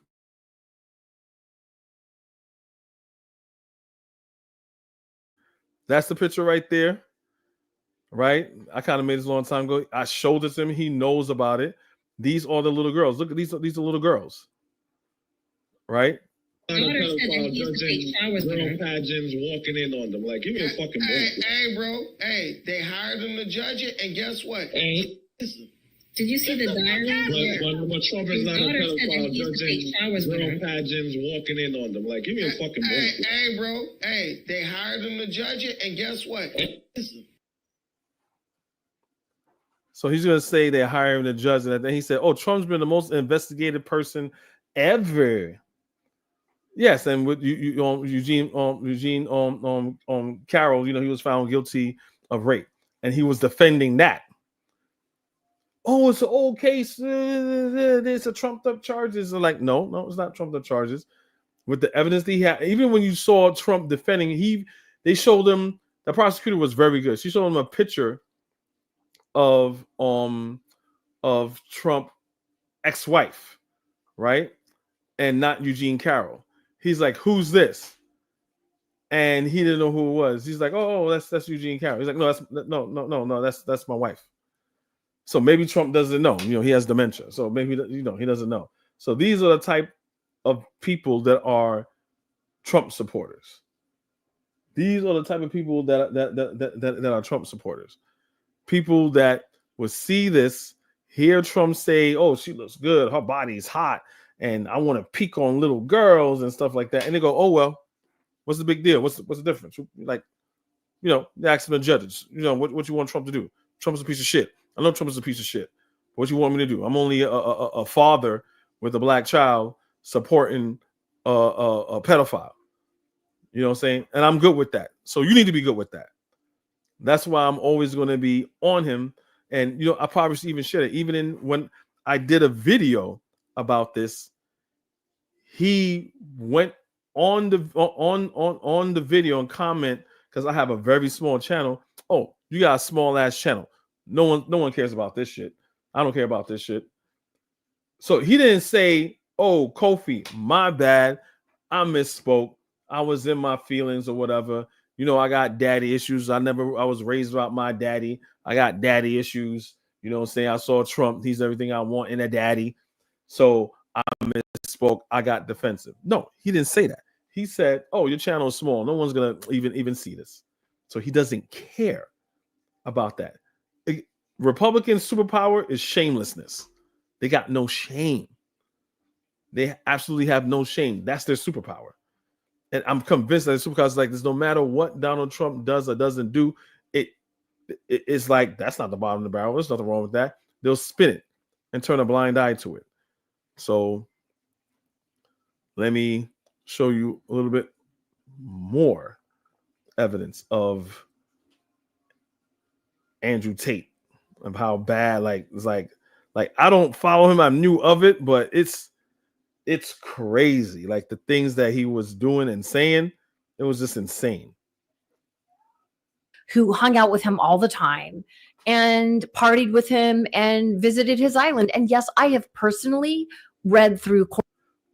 Yeah, so it's important. So I'm going to get to this too. This is one of the women that Trump, I was thinking about not putting it because it's too graphic. It's like disgusting. But I'll keep playing. Court documents of Trump's alleged sex assaults against children, against minors. So now let's take that monstrosity and add it to the Trump regime's welcome to America with open arms to the Tate brothers, who magically had their Romanian travel ban lifted and flew into the U.S. today on a private jet. And our prosecutor recently decided, because we have no active indictment in court, to let us go and return. This is a democratic society. It's supposed to be innocent until proven guilty, as my brother and I are. Andrew and his brother Tristan face trial on charges of rape, sex with a minor, human trafficking, and money laundering in Romania. The brothers also face sex abuse charges in the UK, where they also hold citizenship as well as here in the US. Here's some more background from CNN. Andrew Tate, a self-proclaimed misogynist, and his brother Tristan, landing in Fort Lauderdale, refusing to answer if President Donald Trump helped them return to the United States. The brothers, online influencers, both permitted to travel out of Romania after prosecutors lifted a years-long travel ban. Listen. We live in a democratic society where it's innocent until proven guilty, and I think my brother and I are largely misunderstood. I think it's extremely important that we stop allowing media spin, wrap-up smears, lies, or carefully constructed narratives. Police arrested the Tate brothers in December 2022 and later charged them with offenses including rape and human trafficking. Allegations they deny. We're innocent until proven guilty in any of this. Legal proceedings in Romania are still ongoing, leading many to question why Romanian prosecutors have now chosen to lift the travel ban, and what connections there may be to the Trump administration. Tate has long been a vocal supporter of the US president, posting just 2 weeks ago, "The Tates will be free. Trump is the president." The golden age of America begins right now. I am so excited for the next 4 years. And sharing this video on social media just last week. Earlier this month, the Financial Times reported, citing sources, that the Trump administration had put pressure on Romanian authorities to lift the travel restriction. First through a phone call, then through a meeting between Trump's special envoy, Richard Grenell, and Romania's foreign minister at the Munich Security Conference. Romania's foreign minister has acknowledged that discussions took place, though the foreign ministry claims there was no such pressure from the Trump administration. A lawyer representing some of the alleged victims of Andrew Tate has said there is clear evidence to support the allegations against him, calling the decision disgusting and accusing the US government of, quote, lobbying for their release. They're trying to tell you X. The truth is Y. In recent years, Andrew Tate shot to internet fame, racking up billions of views on TikTok, with videos centered on his views on male dominance, female submission, and wealth. I don't think the world has ever been equal. I'm saying that the modern society we live in has been built by men. and Tate just last week, writing, "Hate me all you want. Women are all sex workers." That's insane. This is what he's saying. Oh, he just heard say we're misunderstood. People misunderstood me and my brother. What misunderstanding is that do I have in the same saying women are all sex workers? Like what? Comments like those and the charges in Romania, why Florida Governor Ron DeSantis says the brothers aren't welcome in his state. No, they're not welcome in the state, but they're there. So, like, what good is your statement? Like, move to action. Florida is not a place where you're welcome. Just that type of conduct. Neda Bashir, CNN. I mean, for God's sakes, even Ron DeSantis is disgusted. That's Alina Habba cheerleading Andrew Tate on a podcast from Alina Habba is Donald Trump's lawyer, and Donald Trump lawyer, and like the lady around here saying she's going to be on a podcast. You're going to see it a couple months ago. Hey. Hello, Alina. And this guy is a fucking asshole. The one in the black, he's such an asshole. But it's his podcast, and he has the both of them on. Now, again, this is Benny Johnson is his name. Far right wing, the whole, country first, God first, equal opportunity, except for black people. All this American dream bullshit, all of that, right? And he has Andrew Tate on, and he has Trump, Alina Habba, his lawyer, on here, right? All Trump people, right? All Trump people. Hi, nice to meet you. I'm a big fan. Well, nice to meet you. I'm a fan. You're the one saving Trump. She's a big fan of Andrew Tate. I don't wish the R word on anybody, but he was. Again, I'm telling you, their superpower is shamelessness. There's no shame. This is insane. You're doing more important work than me. America, not just Trump. And I agree with everything you just said. And I think that your anger is the same that President Trump has for our country. And the time is now for us to stop being wimps. I think that's exactly the right sentiment. And I also have to say that I sympathize with you because I think you go through a lot of the same show me the person, I'll find the crime that President Trump has gone through. And I'm a big fan. You want that's again, this is why I have no respect for MAGA people. I don't. I just don't. Like, you gotta check these people closets. People like Brandon and stuff like that. You gotta check these people closets. These dudes probably got like bodies or something somewhere, or like some deep dark secret. Like people like that, stay the hell away from me, because I'm not trying to be a casualty just being around you. and how he handles them. Here's a little. They didn't teach you in self-defense. Here's a little move. When I grab you by your neck and you start annoying me, trying to resist, and I just, and then I grab you by your neck again. Then what the fuck are you gonna do when your face is collapsed and your fucking cheekbone's broken? You ain't gonna do shit but cry. I guarantee I changed the way you look at sex forever. You're gonna be fucking crying. I won't cry. I bet you cry, bitch. I bet you fucking cry. You're saying I wouldn't cry. You're challenging me to a fight. You're saying I can't hurt you. You're out of your fucking mind?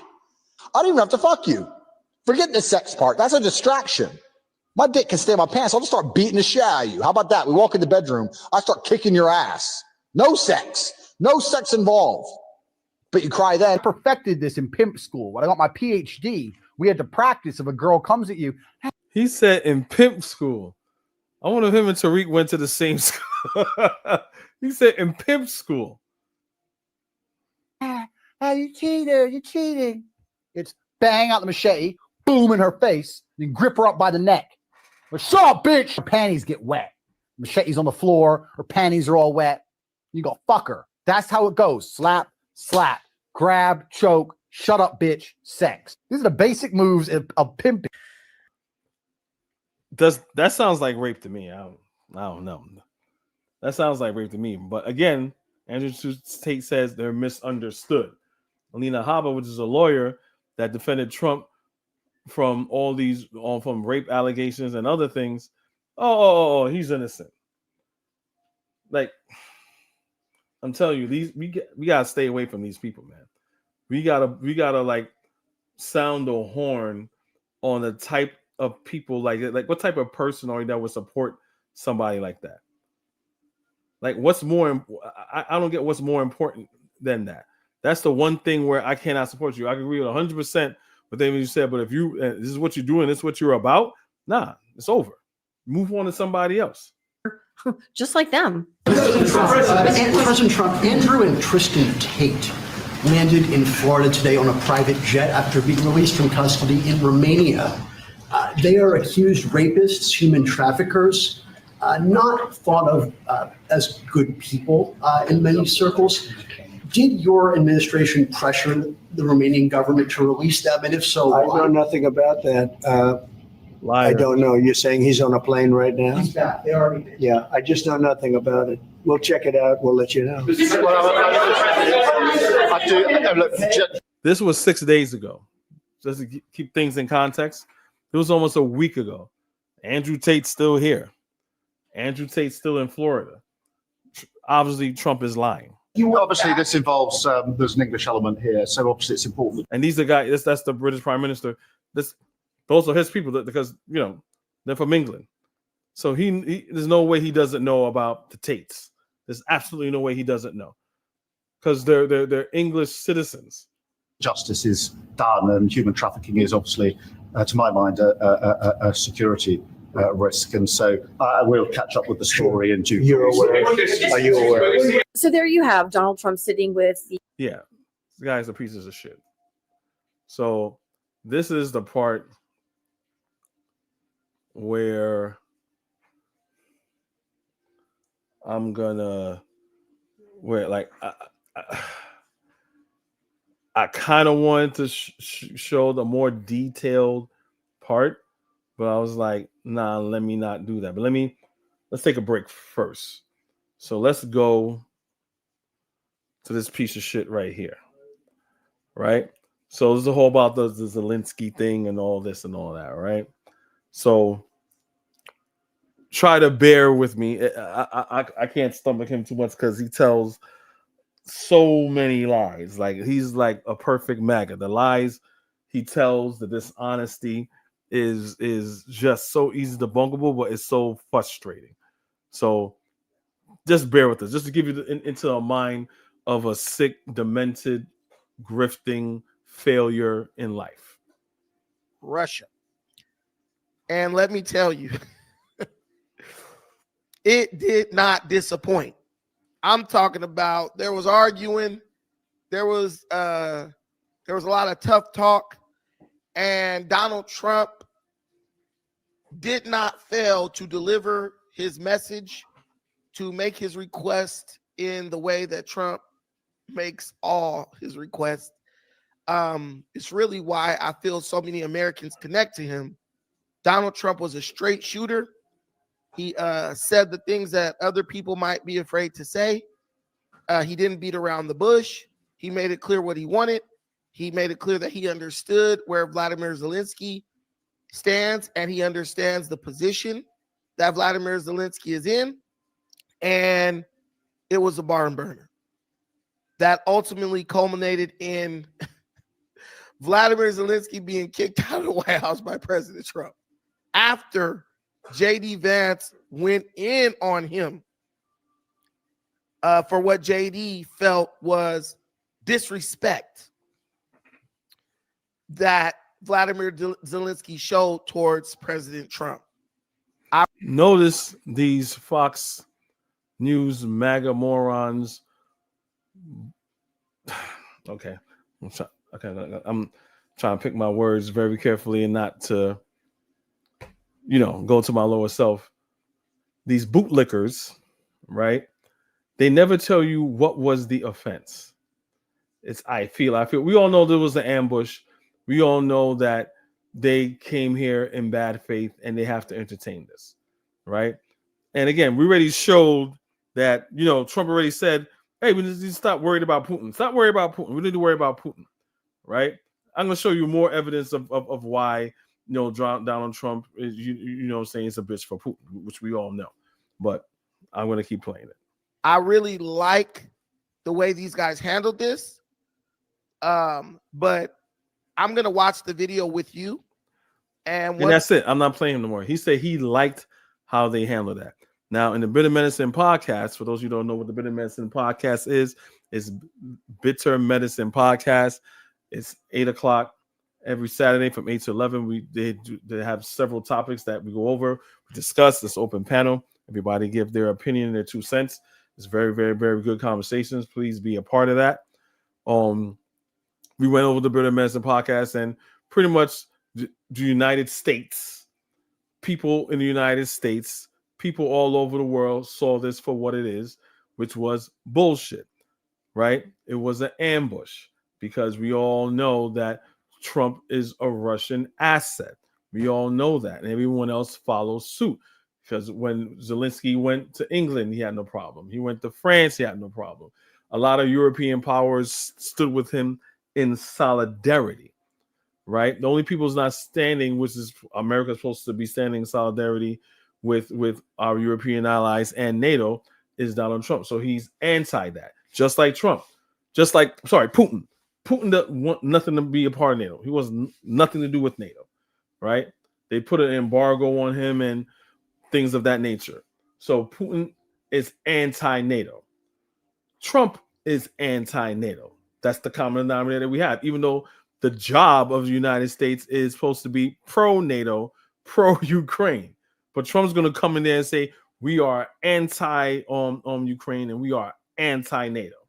Like, it doesn't get more clear than that, right? So let me get out here real quick, right? So going over real quick, it's pretty much he's a Republican coon. We all know that. That's why he's not a Pan-African. Because you're a Pan-African and you align yourself with racist rhetoric, especially in this day and age with Donald Trump, right? He's making fun of Jack. Remember, he has woman issues. His mother didn't treat him too good or too well, so he hates black women, right? Right. So he's gonna put right here, it says Eric Adams switched, right? Because Eric Adams is corrupt, making fun of Eugene Maxwell. And right here, he says, so he says, so Kendrick Lamar has that song that says turn your TV off.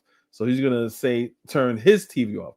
So he didn't like the Kendrick Lamar halftime performance, just like all Republicans didn't like that, even the Republicans. Because there was a very strong message in there about equality, about black people, about equal rights, about civil rights. But it makes sense why he wouldn't like that, right? The Kendrick Lamar song, correct me if I'm wrong, the Kendrick Lamar song is all about pedophiles, right? Saying that Drake is a damn pedophile. So, of course, Brandon, who loves pedophiles because he loves Donald Trump, that is a known pedophile, he would hate that song. I even heard that Trump left the Super Bowl early. Brandon hired him to judge it. Hey, bro. Hey, they hired him to judge it, and guess what? Brandon loves pedophiles. So why not, right? Look, I'll play it again. He loves pedophiles. Hired him to judge it. Hey, bro. Hey, they hired him to judge it, and guess what? So, of course, you're not going to like the whole Kendrick, they're not like us. You're not going to like that. Oh, they talking about pedophiles. I'm pretty sure he defends Drake. Like, there's nothing wrong with that. So he's going to hate that song because he's exposing pedophiles. What person is mad at a song that got a catchy beat, the lyrics is nice, that exposes pedophiles? Pedophiles. And people who love pedophiles. Those are the only people that's going to have a problem with pedophiles. Because when you ask them about Trump walking in on little girls and raping little girls, this is what hired him to judge it. Hey, bro. Hey, they hired him to judge it, and guess what? And he has a daughter. And this is what he says in the same house of his daughter. Like, I'm not going to be like reverse FBA or anything like that. and say we're gonna call ICE and stuff like that. But bro, I'm just letting you know that he's extremely problematic, right? And as long as he has this in his name, just take this out. So you guys, you can see me highlighting that. Just take that out. Put Pan Californian, Pan bitch nigga, Pan bear, Pan Republican, Pan MAGA. I wouldn't care. I would leave him alone or whatever. But you doing Pan-Africanism, you spitting in Garvey's face. You spitting in Kwame Nkrumah's face. You spitting in a lot of people's face when you do that, and you got nothing to say positive about black women. You're always saying, what's the thing he saw, like victimhood, and what's this? So where was it? Something about like Black History Month saying, oh, it's victimhood. Yeah, did Trump end civil rights? Elon Musk, Nazi Saturday. Something about victimhood and trauma bonding and he doesn't care about the suffering of black people. He's like, black people, shut the fuck up. I don't want to hear about your suffering. No different than a white man. No different than a racist white man and say, oh my God, can you niggas shut up already? It's been like 400 years. Like, shut up. This is how he sounds. Right? So I'm going to pivot right back a little bit to why Trump is a bitch for Putin. This is what I think you guys don't know. And I didn't see anybody talking about it. So this is I'm just gonna play the video. No one was talking about this. This alone shows you that Putin is the fucking man. Like Putin is saying, I got America. I'm grabbing America by the pussy right now. I got America by the balls right now because look what I did. And Trump is not going to say shit. And he's not going to say anything or do anything. So this right here. Melania Trump. Муж, наконец, победил, готовится во второй. Nude photos of Melania Trump have been aired on Russia's most watched state TV channel during a program supposedly dedicated to celebrating Trump's election victory.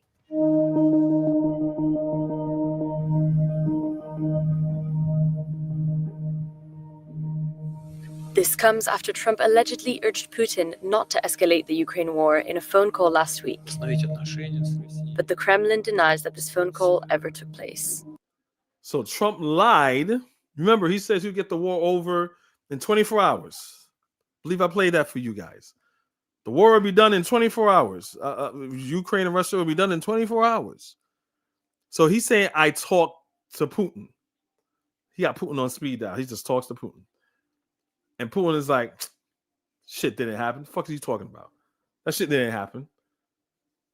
Did Trump have a rebuttal for that? No, he didn't. To this day, he did not have a rebuttal for that. But let's continue. Despite Trump's repeated claims that he has a good relationship with Putin, things appear to have gotten off to a rocky start between the pair.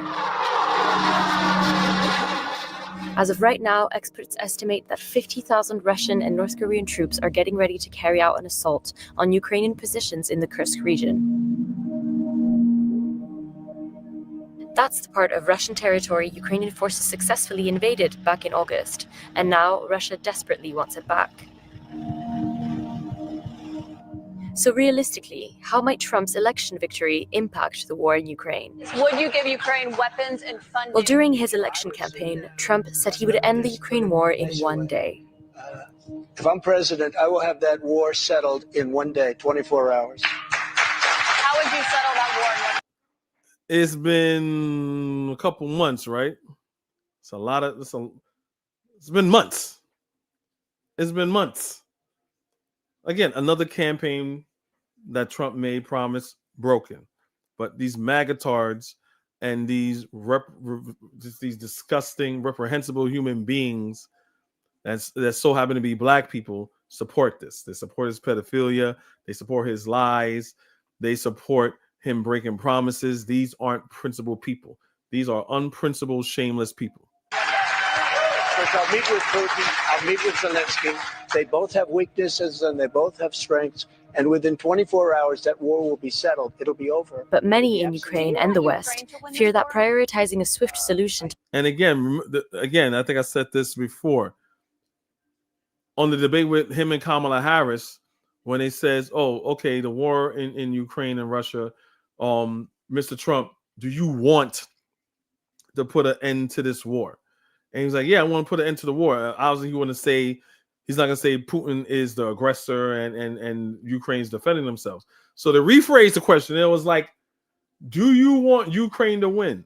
His answer is, "I want the war to be over." Yes, but Ukraine is our ally. Do you want Ukraine to win?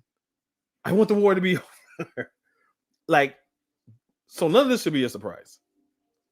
to the war will mean making too many concessions to the Kremlin. Сьогодні я вірю, що президент Трамп дійсно хоче швидкого рішення.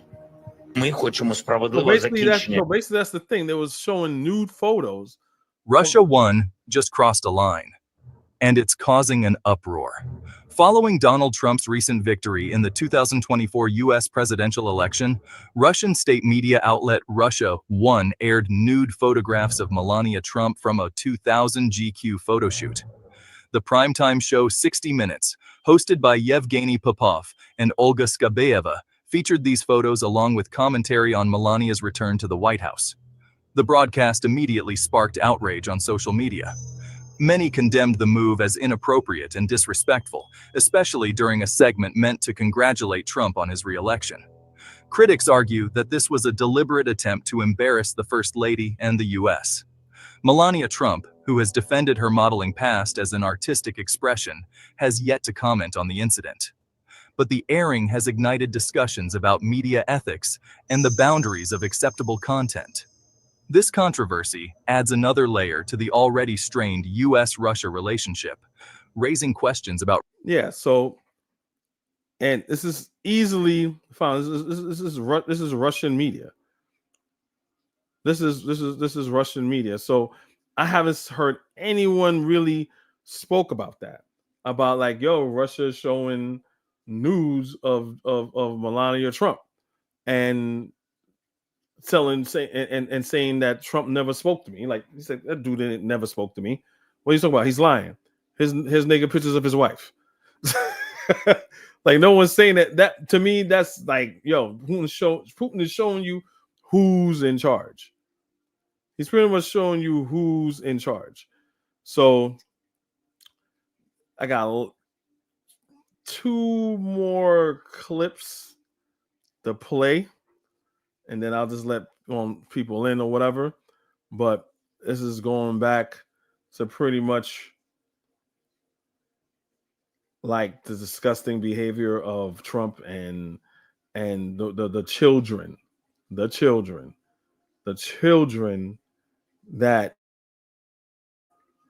that he raped and he has no problem with, you know what I'm saying? And he makes believe that is no big deal, right? And people like him don't care. His supporters don't care, right? If they know of this, they don't. Girl pageants walking in on them like, give me a fucking break. Hey, bro. Hey, they hired them to judge it, and guess what? Yeah, people like him, they don't care. They have no bottom. They're shameless, right? And this dude has children. So yeah, I'm on a vendetta of exposing him. Especially a while back, he tried to say that I'm a pedophile because I'm a Democrat. I'm like what? Who says that? But it's all projection. It's all projection. So let me play this. Breaking news involving a woman who claims Donald Trump raped her when she was 13. KCAL 9's Peter Dowd is live in Woodland Hills now, where the woman was set to go public less than an hour ago. Peter. Yeah, Lena and Juan, definitely some confusion here since that woman who is accusing Trump of raping her when she was a child decided not to appear. Instead, her attorney came out and said that the woman was too afraid to speak. Media from all over the world came out to hear what that woman had to say. Now, this was a planned news conference, but it didn't happen. The woman had filed a lawsuit alleging Trump sexually assaulted her at several different parties in 1994 when she was only 13 years old. Attorney Lisa Bloom said the woman, who has gone by the pseudonym Jane Doe, had received numerous terrible threats and gave a short statement. Jane Doe has received numerous threats today, as have all the Trump accusers that I have represented. She is living in fear. So, and that's the common. Every time Donald Trump does something despicable or reprehensible, they say he didn't do it, and on top of that, they threaten the people. Same thing that happened at the cemetery, where they weren't allowed to have cameras, and a person at the cemetery that's enforcing that rule. That rule goes for everybody. You cannot have cemeteries. Trump was trying to make it into a political campaign, a political moment. Look at me, I'm at the cemetery, and his people attack a government military official. There was like, okay, you can press charges. Everyone had witnesses or whatever, but the person was afraid to press charges because they didn't want the retaliation from Trump's base. This is some dictatorial shit right now, where you have the right to do it, but you're in fear of political retaliation. Is living in fear. She has decided that she is too afraid to show her face. She's been here all day, ready to do it, but unfortunately, she's in terrible fear. Bloom is the daughter of attorney Gloria Allred, who has also held press conferences with women accusing Trump of sexual assault, but Trump's attorneys have vigorously denied those allegations, and they're threatening legal action after the election. Juan and Lena? Yeah, and that obviously didn't happen, saying that they're threatening legal action. Like, obviously that didn't happen. That's not going to go nowhere. I don't think that's a fight that they want. So I'm going to play this last clip. Here. If anyone wants to come up, they can come up, and we could discuss. So let me show this. We've been telling you about the Jane Doe who filed 3 federal complaints about Donald Trump, against Donald Trump. So I think it's her. I can't even come up with Trump's pedo rape of children. Like, I read her deposition. It was graphic. It was graphic and detailed. I don't know if it was the one that got to me. I think it's the same person, because the story sounds the same. And he raped her, and after he raped her, obviously she's a virgin. She's like, "Oh my God, what if I become pregnant?" He said he had like money, threw it at her, and said, "Get a fucking abortion." I think this might be the same girl, but I'm not too sure. But leading up to that, it was just, my stomach was turning. I felt sick. For alleged child rape in connection with a party that she attended involving not only Donald Trump, but also Jeffrey Epstein. And this allegedly happened back in 1994. The alleged victim was 13 years old at the time. And we have not learned that much about the victim until now. We now know that the accuser is Katie Johnson. The most recent federal filing includes 3 affidavits, one from Katie Johnson herself, previously known to us as Jane Doe, plus 2 more, an eyewitness named Tiffany Doe, and also a Joan Doe, a classmate of Johnson's back from 1994. Now, Johnson's story has been the same this entire time throughout all of these court proceedings. She recalled being approached by Tiffany, who allegedly worked for Jeffrey Epstein at the time. Tiffany invited Katie Johnson, who was then an aspiring model, to an event in Epstein's home to get to know people and maybe get a modeling job. And throughout the summer of 1994, the lawsuit alleges that Johnson endured, quote, savage sexual attacks by both Donald Trump and Jeffrey Epstein. I have video testimony I'm going to play for you. I want to warn you, it is disturbing. You will notice that Johnson's voice has been altered and her face has been blurred. Notwithstanding that, this is disturbing. I am again giving you the opportunity to skip past this or to come back in about a minute and a half. Let's listen to Ms. Johnson here. Second time that I saw Mr. Trump was same scenario. He was onlooking at an orgy, and Tiffany came over to me and said that Donald Trump had requested that I perform oral sex on him.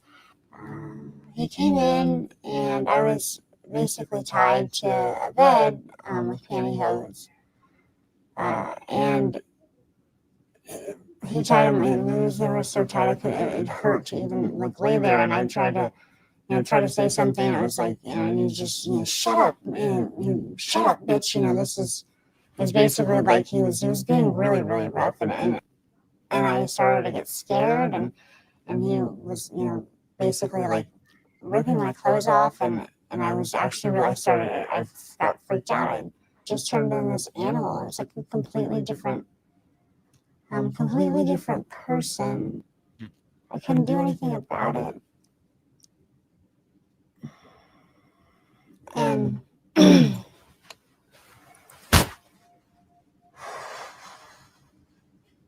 he ripped off all my clothes, and he started to basically have sex with me, and I was screaming because I'd never had sex before. It was my first time. And Yeah. Appalling and dreadful. Now, of course. Yeah, that I think that's the same one. He probably cut it off because I think after that she said, "Oh, what if, like I said before, what if I'm pregnant?" He said, "Threw money at her, said get a fucking abortion." I think that's the same woman. I think that's the same person, right? But it's okay, because we got hired them to judge it. Hey, bro. Hey, they hired them to judge it, and guess what? Trump she came by, so it's her fault. You know what I'm saying? It's her fault. Hired them to judge it. Hey, bro. Hey, they hired them to judge it, and guess what? Trump Yeah, it must be their fault. According to MAGA, either she deserved it because she was there, or it didn't happen. Donald Trump can do no wrong. He is a Christ-like figure. He can't do no wrong. And to me, that's just and these people have kids, man. And I just don't understand it. It just really, really, really, really bothers me. Saying that Trump and all these people are continuing to get away with this. They'll get rid of the Haitians. They'll get rid of the Mexicans. They get rid of all the non-white people that are not violent, but they have no problem releasing January 6th people who commit crimes, people that were also rapists and pedophiles. They let go. Now remember the whole January 6th thing. It's not like, okay, I'll let you go, but you're gonna be like on probation. So you can't get a gun, you can't do this, you can't do that. You gotta report to your probation officer. No, they get let out of the DC jail and go right in a gun shop. And I heard Tario got arrested again. I was meaning to look up that story, but I heard he got arrested again. But does it really matter? Trump is just gonna pardon him again. You know what I'm saying? So it doesn't matter. But we're gonna get rid of all those people. The Mexicans, the Haitians, get rid of all of them, but we're gonna let Andrew Tate in. That's okay. We're gonna try to make Matt Gaetz, which is another child rapist. We're gonna try to make him the attorney general.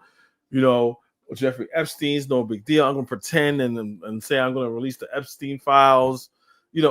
All these things that just makes you be on some like these people don't care about children. With his daughter, if Ivanka wasn't my daughter, I'll have sex with her. It's like how? What's the bottom? That's what I would like to know with Republicans. What is the bottom? What is the bottom of the barrel? And I even asked some of them this. Even Bucci Pedo Bear, aka Brandon. What can Donald Trump do to lose your vote? And they can never give me an answer.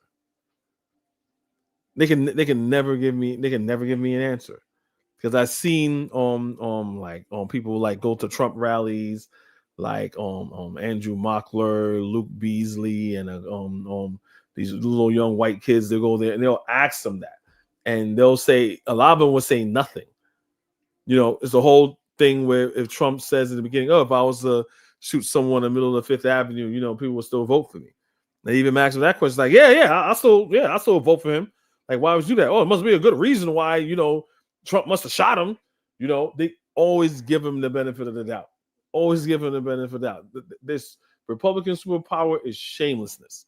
And another thing I want to talk about too, and I'll give it to Brother Bakari, was at that sham State of the Union thing, and they kicked out Al Green, and I was getting pissed. You had all those Republicans sitting there while elderly old man with a cane getting kicked out. The only one saying you don't have a mandate, you're trying to get rid of Social Security, and all the Democrats sat there. And when they said something, they started singing, "We shall overcome." I'm like, what the fuck is going on? We're doomed. We're just doomed. What's up, Brother Bakari? What it is, what it ain't, what it gonna be. What's going man. on? Hey, look, did you watch that video I sent you the other day? Yeah. If you that was like in the 80s or something like that. Yes, 83. If you listen to that video, let me see if I can get it. Keep talking. I'm gonna try to pull it up and show it. You just listen to that video. Everything he said in that video, you see it happening right now. Yep. He was talking about how they infiltrate the media. Everything was done psychologically, right? And then people gonna start agreeing with him, not knowing they're agreeing with Russia. But the thing about it, because when I do my live later tonight, that's according to how late I decided if I go right, but because the zombie apocalypse is here. The zombie apocalypse ain't dead people walking around trying to eat you or eat your brain. That's not the zombie apocalypse. You are living in the beginning stages of the damn zombie apocalypse. It's here. The crazy thing about it, how many black people fought me? But one is in the chat when they were bragging on Russia. Even black people fell for the propaganda. I'm like, dude, Russia, you don't need no damn Russia. Leave these white folk alone. Leave these damn bigots alone. They ain't trying to be with you. Because if you tie your hand with while they done bragged on Trump, now they don't want Trump. See, I respect Bwana because Bwana admit he was wrong. Yeah. But now you tie your hand with Trump, with Russia, you're tying your hand with Trump. And I hope Ibrahim Traore, I don't say his name right all the time. Yeah, Ibrahim Traore. You got me messing it up. I hope he see this and understand this.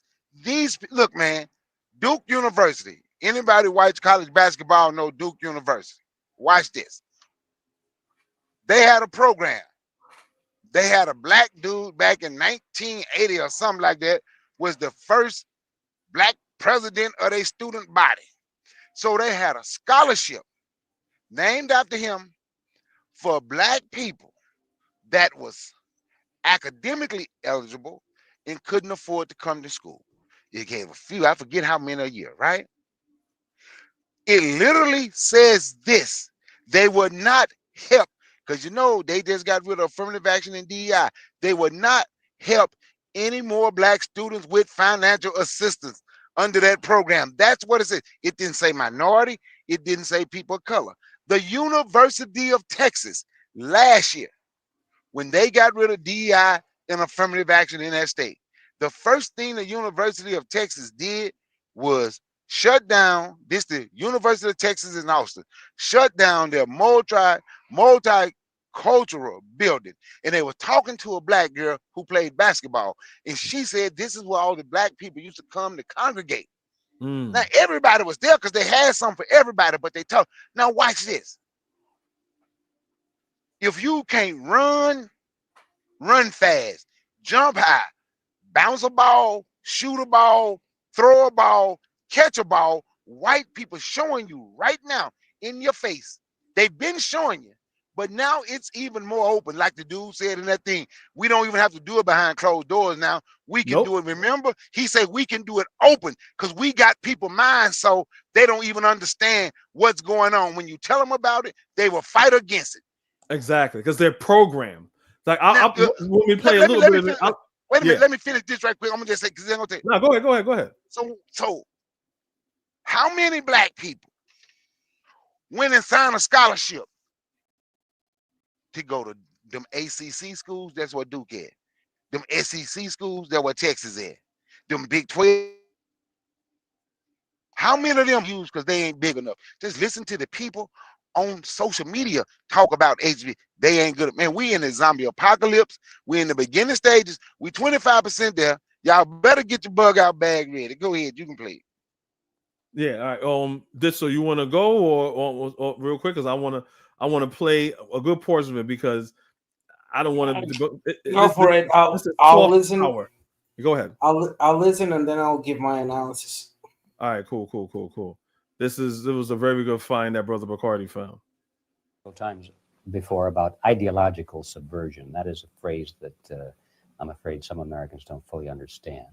When the Soviets used the phrase ideological subversion, what do they mean by it? Ideological subversion is the process which is legitimate, overt, and open. You can see it with your own eyes. All you have to do, all American mass media has to do is to unplug their bananas from their ears, open up their eyes, and they can see it. There is no mystery. There is nothing to do with espionage. I know that espionage intelligence gathering looks more romantic. It sells more deodorants through the advertising, probably. That's why your Hollywood producers are so crazy about James Bond type of thrillers. But in reality, the main emphasis of the KGB is not in the area of intelligence at all. According to my opinion and opinion of many defectors of my caliber, only about 15% of time, money, and manpower is spent on espionage as such. The other 85% is a slow process, which we call either ideological subversion or active measures, активные мероприятия in the language of the KGB, or psychological warfare. What it basically means is to change the perception of reality of every American to such an extent that despite of the abundance of information, no one is able to come to sensible conclusions in the interests of defending themselves, their families, their community, and their country. It's a great brainwashing process which goes very slow, and it's divided in 4 basic stages. The first one being demoralization. It takes from 15 to 20 years to demoralize a nation. Why that many years? Because this is the minimum number of years which requires to educate one generation of students in the country of your enemy, exposed to the ideology of the enemy. In other words, Marxism-Leninism ideology is being pumped into the soft heads of at least 3 generations of American students without being challenged or counterbalanced by the basic values of Americanism, American patriotism. The result you can see, most of the people who graduated in the 60s, dropouts or half-baked intellectuals, are now occupying the positions of power in the government, civil service, business, mass media, educational system. You are stuck with them. You cannot get rid of them. They are contaminated. They are programmed to think and react to certain stimuli in a certain pattern. You cannot change their mind, even if you expose them to authentic information, even if you prove that white is white and black is black, you still cannot change the basic perception and the logic of behavior. In other words, these people, the process of demoralization is complete and irreversible. To get rid of society of these people, you need another 20 or 15 years to educate a new generation of patriotically minded and common sense people who would be acting in favor and in the interests of the United States society. And yet these people who've been programmed and, as you say, in place and who are favorable to an opening with the Soviet concept, these are the very people who would be marked for extermination in this country? Most of them, yes. Simply because the psychological shock when they will see in future what the beautiful society of equality and social justice means in practice, obviously they will revolt. They will be very unhappy, frustrated people. And the Marxist-Leninist. Remember, in case you guys don't know, he's ex-KGB, and he defected to the United States. Regime does not tolerate these people. They will join the links of dissenters, dissidents. Unlike in present United States, there will be no place for dissent in future Marxist-Leninist America. Here you can get popular like Daniel Ellsberg and filthy rich like Jane Fonda for being dissident, for criticizing your Pentagon. In future, these people will be simply squashed like cockroaches. Nobody is going to pay them nothing for their beautiful, noble ideas of equality. This they don't understand, and it will be greatest shock for them, of course. The demoralization process in the United States is basically completed already. For the last 25 years. Actually, it's overfulfilled because demoralization. He said demoralization. Wow. Now reaches such areas where previously not even Comrade Andropov and all his experts would even dream of such a tremendous success. Most of it is done by Americans to Americans, thanks to lack of moral standards. As I mentioned before, exposure to true information does not matter anymore. A person who was demoralized is unable to assess true information. The facts tell nothing to him. Even if I shower him with information, with authentic proof, with documents, with pictures, even if I take him by force to the Soviet Union and show him concentration camp, he will refuse to believe it until he is going to. Isn't that what I've been talking about? Like these, you show them proof, you show them evidence, they just don't care. You can't change their minds. It's shamelessness, and to the point that this ex-KGB agent is saying is that they've been demoralized. They're supposed to be these God-fearing, family values, Christian values, morality people, and they're supposed to be the vanguards and the poster boys and girl of what morality is when they have no morality. To receive a kick in his fat bottom. When a military boot crashes then he will understand, but not before that. That's the tragic of the situation of demoralization. So basically, America is stuck with demoralization, and unless, even if you start right now, here, this minute, you start educating new generation of Americans, it will still take you 15 to 20 years to turn the tide of ideological perception of reality back to normal. That's insane, and he's absolutely right. This is a psychological warfare.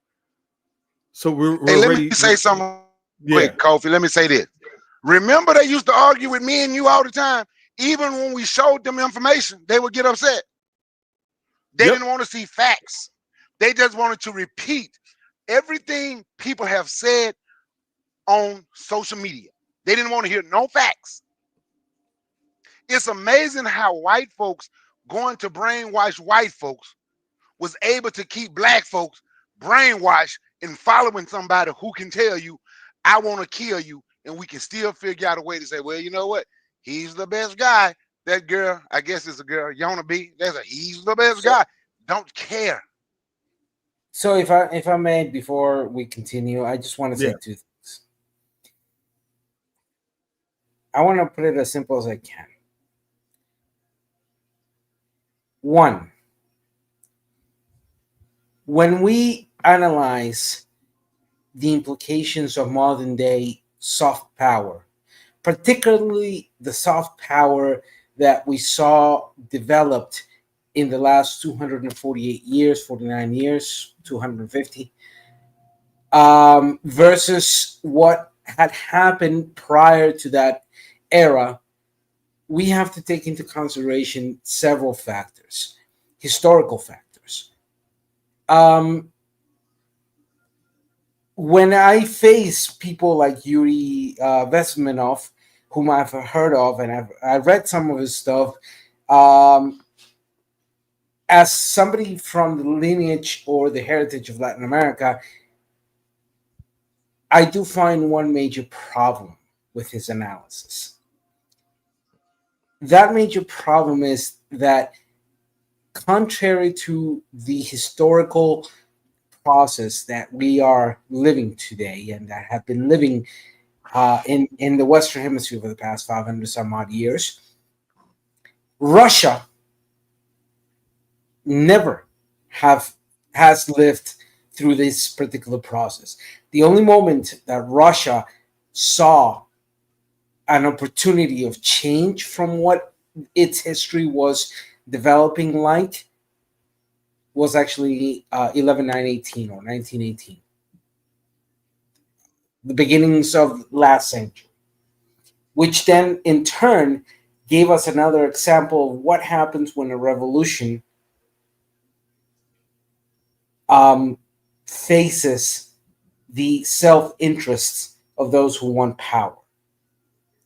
And why do I give this? Because the other example we saw of a revolution that went awry was France, 1784, the first French Revolution, which ended up in the Robespierre era. And then Robespierre era ended, and what happened? Napoleon. But that was just in the recent time. We see another moment of that change through the application of soft power in a clear historical event, which was the positioning of power of Julius Caesar, or Julius Caesar. So the problem here resides in the following. Soft power as the psychological and as well as the ideological implementation tends to, in the long run, continuously fail because you can't, by any means, way, shape, form, or manner, brainwash everybody. You can hit a majority, sure, but not everybody. And when you fail to, and I'll give this an example, a wonderful example in the history of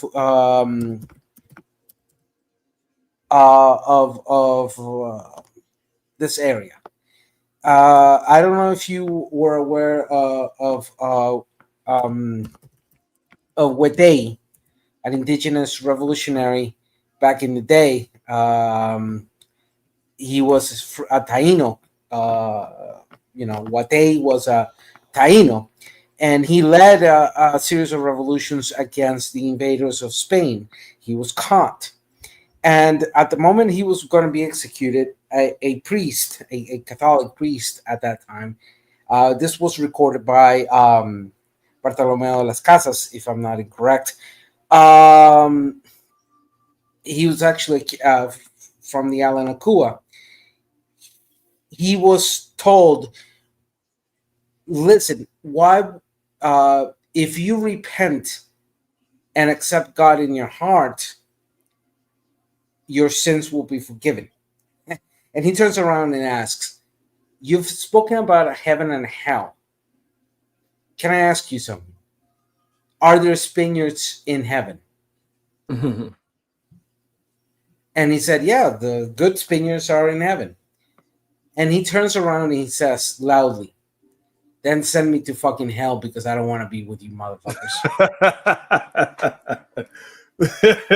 I kind of figured that's where it was going. But only pushback to what you were saying is that, yeah, not all people are going to be fooled, but in this day and age, the right set of people are fooled or playing this game. So even if the populace is also like, okay, this is some nonsense, but the people are in charge are going along with the nonsense. So again, that's how, I guess, to your point, how revolutions need to start with the people. To make it simple, the point given is that eventually the capability of soft power as that ideological political, and social brainwashing tends to fail, because you will have the exceptions that, if they are able to obtain the reins of power or the control of power, they will break it.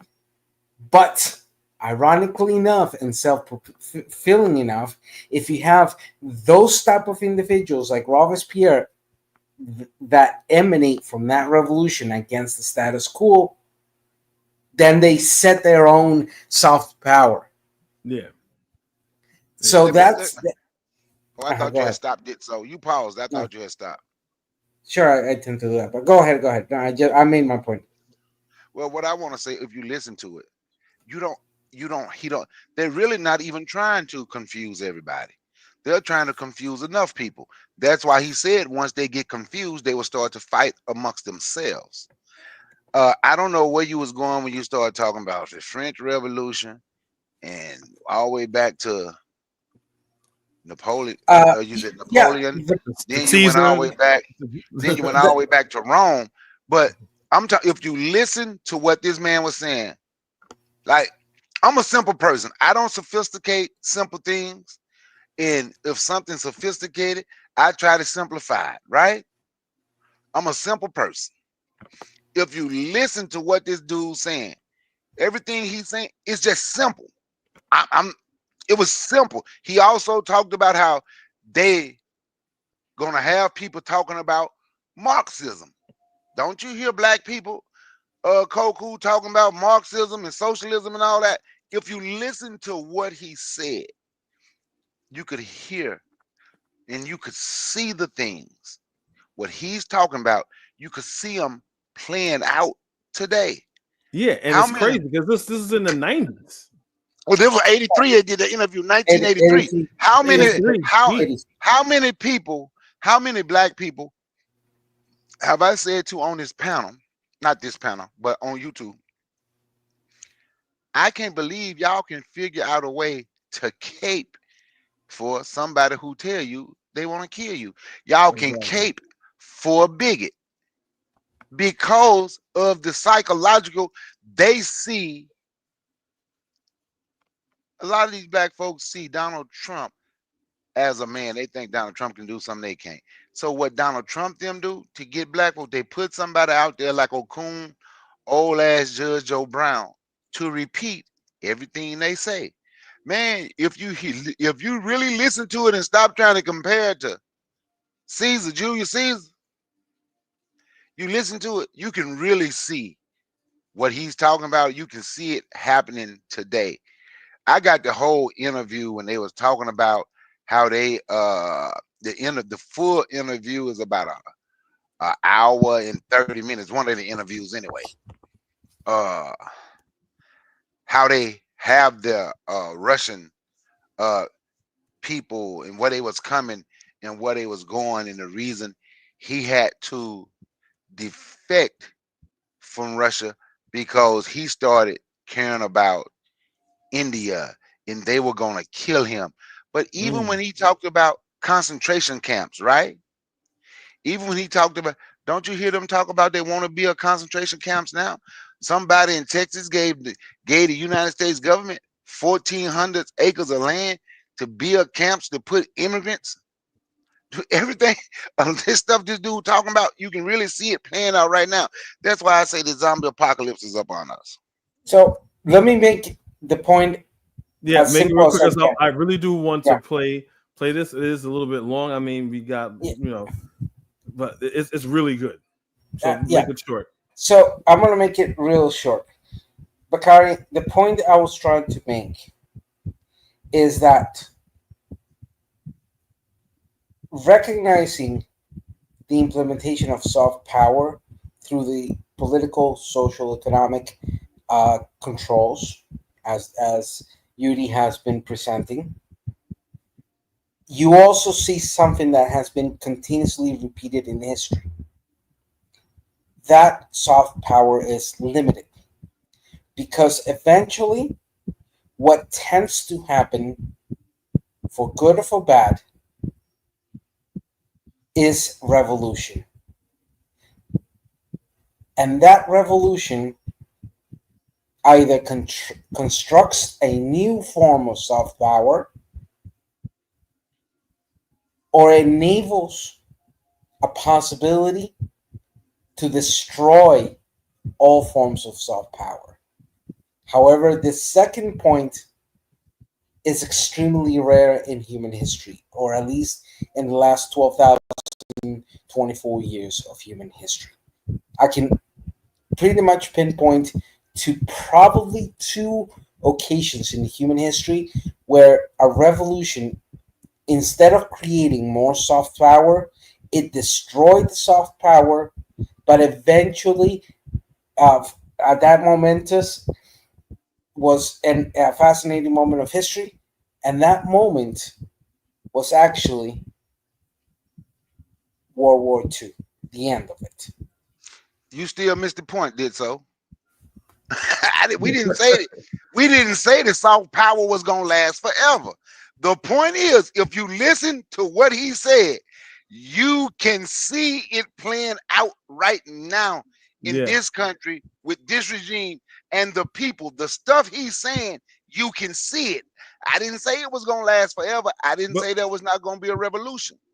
And this, so you need to address also that he's saying with the programming that's happening. Once people believe in the propaganda, you have to retrain a whole new generation. That's going to take 15 years. So what he said, even if you were to start right now, it's going to take 15, 20 years to implement that in people's psyche. Take it something as simple as this, like lead, right? Lead was in everything. Lead was in food. Lead was in your construction. Lead was in cosmetics. Lead was everywhere, right? It took a while for people to take lead out of things and to go through people's mind that lead is not good.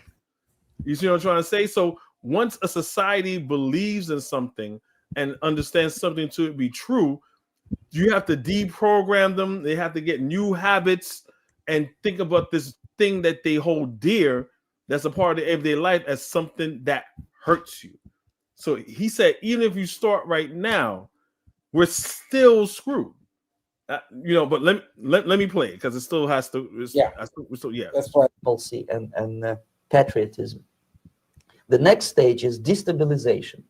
This time, subverter does not care about your ideas and the patterns of your consumption. Whether you eat junk food and get fat and flabby, it doesn't matter anymore. This time, and it takes only from 2 to 5 years to destabilize a nation. It's what matters is essentials: economy, foreign relations, defense systems, and you can see. I gotta rewind that back because that was golden. That was going to how do you destabilize a country? Economy, foreign relations, defense systems. Isn't it Trump undermining all those things? He's undermining all those things. And you can see it quite clearly that in some areas, in such sensitive areas as defense and economy, the influence of Marxist-Leninist ideas in the United States is absolutely fantastic. I could never believe it 14 years ago when I landed in this part of the world that the process will go that fast. The next stage, of course, is crisis. It may take only up to 6 weeks to bring a country to the verge of crisis. You can see it in Central America now. And after crisis, with a violent change of power, structure, and economy, you have so-called the period of normalization. It may last indefinitely. Normalization is a cynical expression borrowed from Soviet propaganda. When the Soviet tanks moved into Czechoslovakia in '68, Comrade Brezhnev said, "Now the situation in brotherly Czechoslovakia is normalized." This is what will happen in the United States if you allow all these schmucks to bring the country to crisis, to promise people all kind of goodies and the paradise on earth, to destabilize your economy, to eliminate the principle of free market competition, and to put a big brother government in Washington, D.C., with benevolent dictators like Walter Mondale, who will promise lots of things, never mind whether the promises are fulfillable or not. He will go to Moscow to kiss the bottoms of new generation of Soviet assassins, never mind. He will create false illusions that the situation is under control. Situation is not under control. Situation is disgustingly out of control. Most of the American politicians, media, and educational system trains another generation of people who think they are living at a peacetime. False. United States is in the state of war, undeclared total war against the basic principles and the foundations of this system. And the initiator of this war is not Comrade Andropov, of course. It's the system. However ridiculous it may sound, the world communist system or the world communist conspiracy, whether I scare some people or not, I don't give a hoot. If you are not scared by now, nothing can scare you. But you don't have to be paranoid about it. What actually happens now, that unlike myself, you have literally several years to live on unless the United States wake up. The time bomb is ticking. With every second, the disaster is coming closer and closer. Unlike myself, you will have nowhere to defect to, unless you want to live in Antarctica with penguins. So this is a Pan-African channel. So in the chat and Brother Corey, so if that was to happen, and Trump lets it, he already doing that, giving on $5 million for citizens to Russian oligarchs. He has no problem with that, right? They asked him, verbatim, you want Russian oligarchs? They're rich. They could come in, and China could come in. Even though we're at war with China, oh, they're rich. They got money. Yeah. They could come in. Where would we go to? Are we gonna stay and tough it out, or are we gonna just stay here? Like me, I have a plan B. So just to be clear on this point, I wasn't arguing in or against the points of the application of soft power. I understand that in that sense, but with this, I just want to say what he's talking about is happening today with Trump, and it wasn't on this circumstance in the United States. It's not happening in the hands of communists or socialists or pro-USSR, etc. It's happening in the hands of nationalist Christians, conservative, to a grade of undefined idiots who have no clue where they're standing, have no clue what they're voting for or what they are actually asking for. We see just today with what happened with Claudia Sheinbaum and Mexico. Dude, this is the second time in 2 months that the Trump has to backtrack and say, "Oh, we're going to suspend the tariffs." Yeah. He was outplayed. He moved it to April now, right? He said, April 2nd or 4th or something like that. He was outplayed, outmaneuvered, and now Canada is saying, "No, we're not backtracking from the implementation of our tariffs against U.S." So even though there was a backtrack because of the implications of USMCA, what used to be the NAFTA deal, it clearly shows that what Yuri is telling us is happening, but not in the hands of communists. Just change the ideology. It doesn't matter the ideology per se. The ideology, but that's the whole thing that he has to do. No one's gonna say, "Well, we're communists now in a democratic society." Anyone's gonna accept it. It has to be masked as no. It's just it's business as usual, but it's gonna lean more to a communistic place. But then again, that's what you're talking about, the normalization, the demoralization, then a normalization. Yeah. Once you demoralize the people, then you normalize it as it being something normal.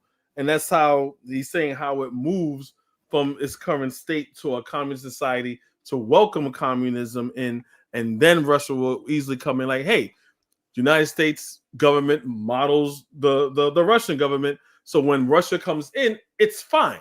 Like, oh, they're just like us. They're not bad guys.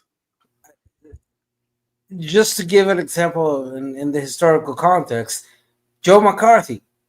I mean, the criticism towards USSR was how it persecuted the critics and how it like Navalny with Putin, even 30 years after the end of the USSR, how it restricts freedom of speech, etc.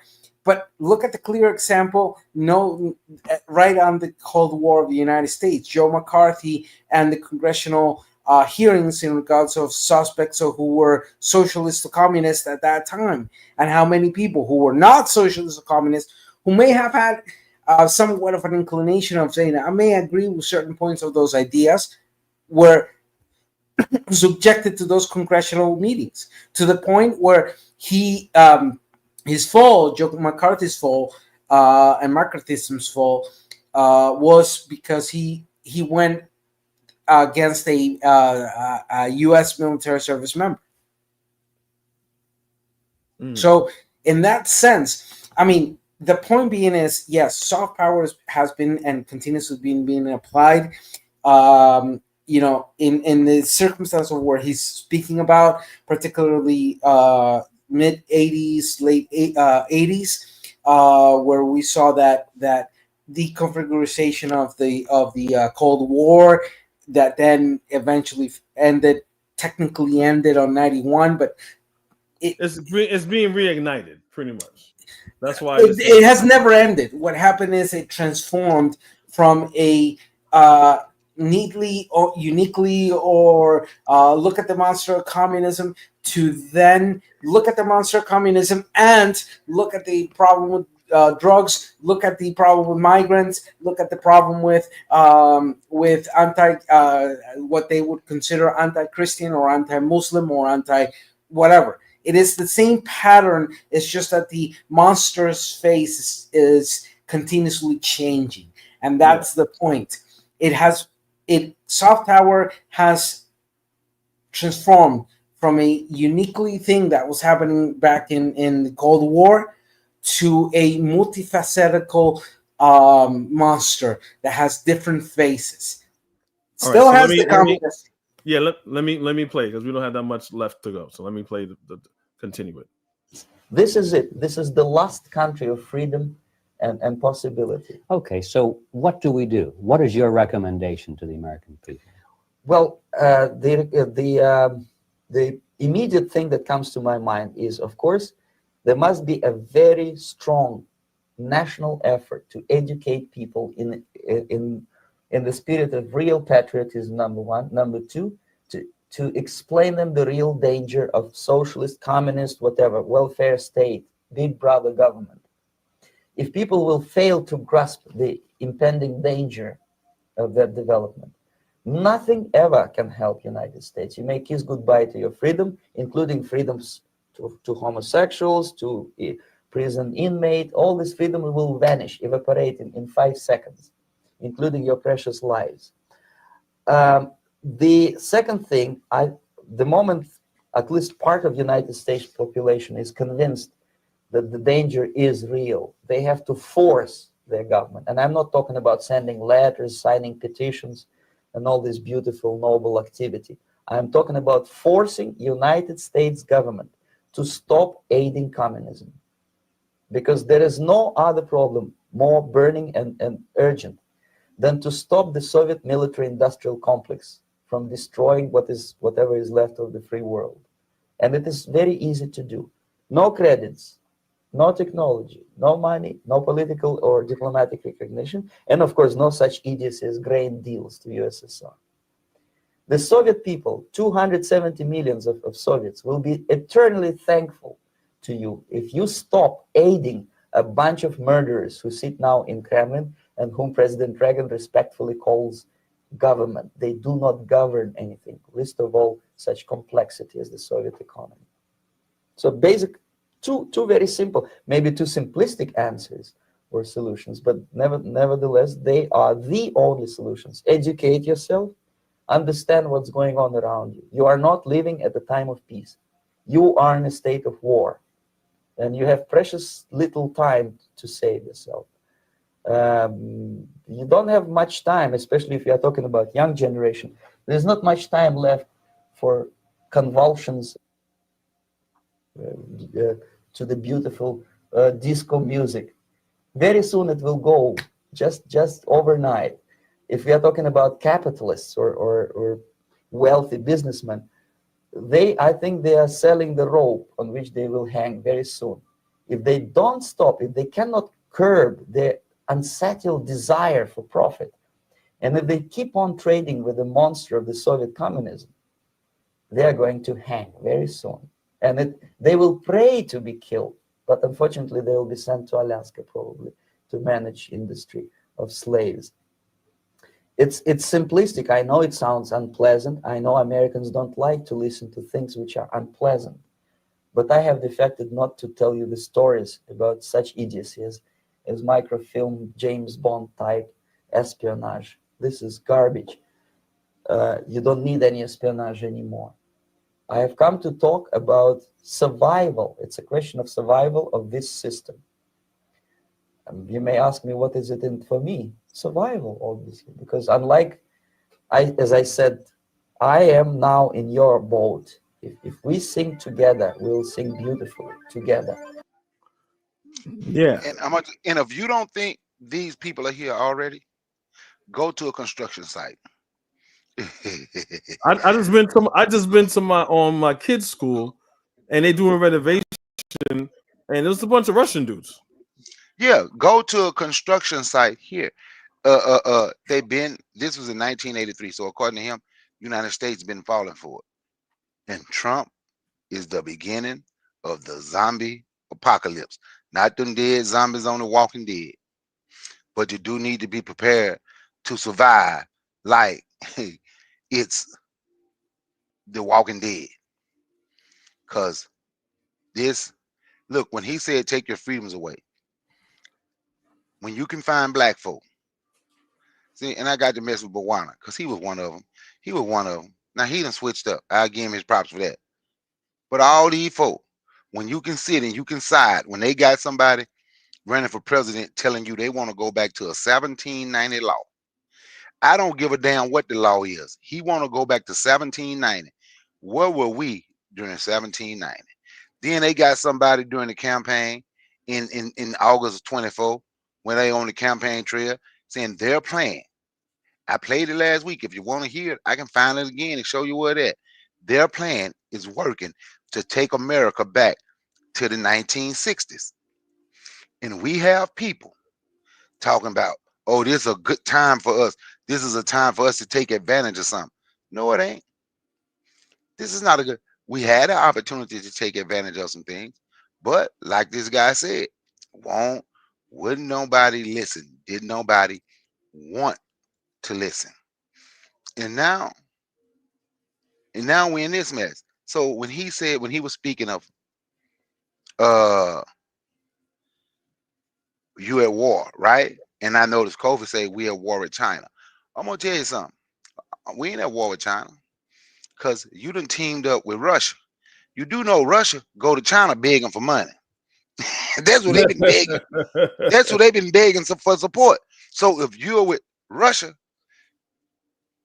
you'll be with China. You're gonna have to learn to speak Russian, yits, whatever the Well, hell it means. not even because right now, remember a couple months ago, Putin and Kim Jong-il, they joined forces. Yeah. So, and that's what I'm saying. And we have been too busy. Too many of our people, we fell for all. When I say all of their propaganda, everything they say, we just go for it. And now you got an idiot who's over the Department of Health telling people that kids dying of measles in 2025 is normal. Think about the that. RK said they need like they just need more vitamin K or some shit like that. Think about that. That's who's in charge telling you. In 2025, somebody dying of measles in 2025, that's normal. you know. But those are the people. Those are the people that they put. I was trying to talk like him. It's hard to talk like I'm talking to the man. But these are the things you guys sound like you're underwater. He sound yeah. like he's talking underwater. But you know what it make me think about, and you know I don't use the N word. Wax and wane, love to complain, love to hear themselves talk, but hate to explain. Love to be another man judge. You know where this come from, Kofi. Yeah. Love to be Boondocks, another man baby. judge. So- Love to be another man judge and jury. We love to procrastinate till it's time to worry. So let me jump into Hold that. on. Let's bring before you go. So you go after. Bwana just came in. Let's welcome Bwana. What's up, Bwana? What's up, Bwana?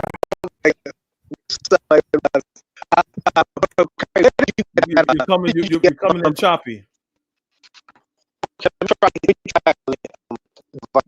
We can hear you, but you're coming in choppy. You got to leave out and come back. You got to leave out and come back, Bwana.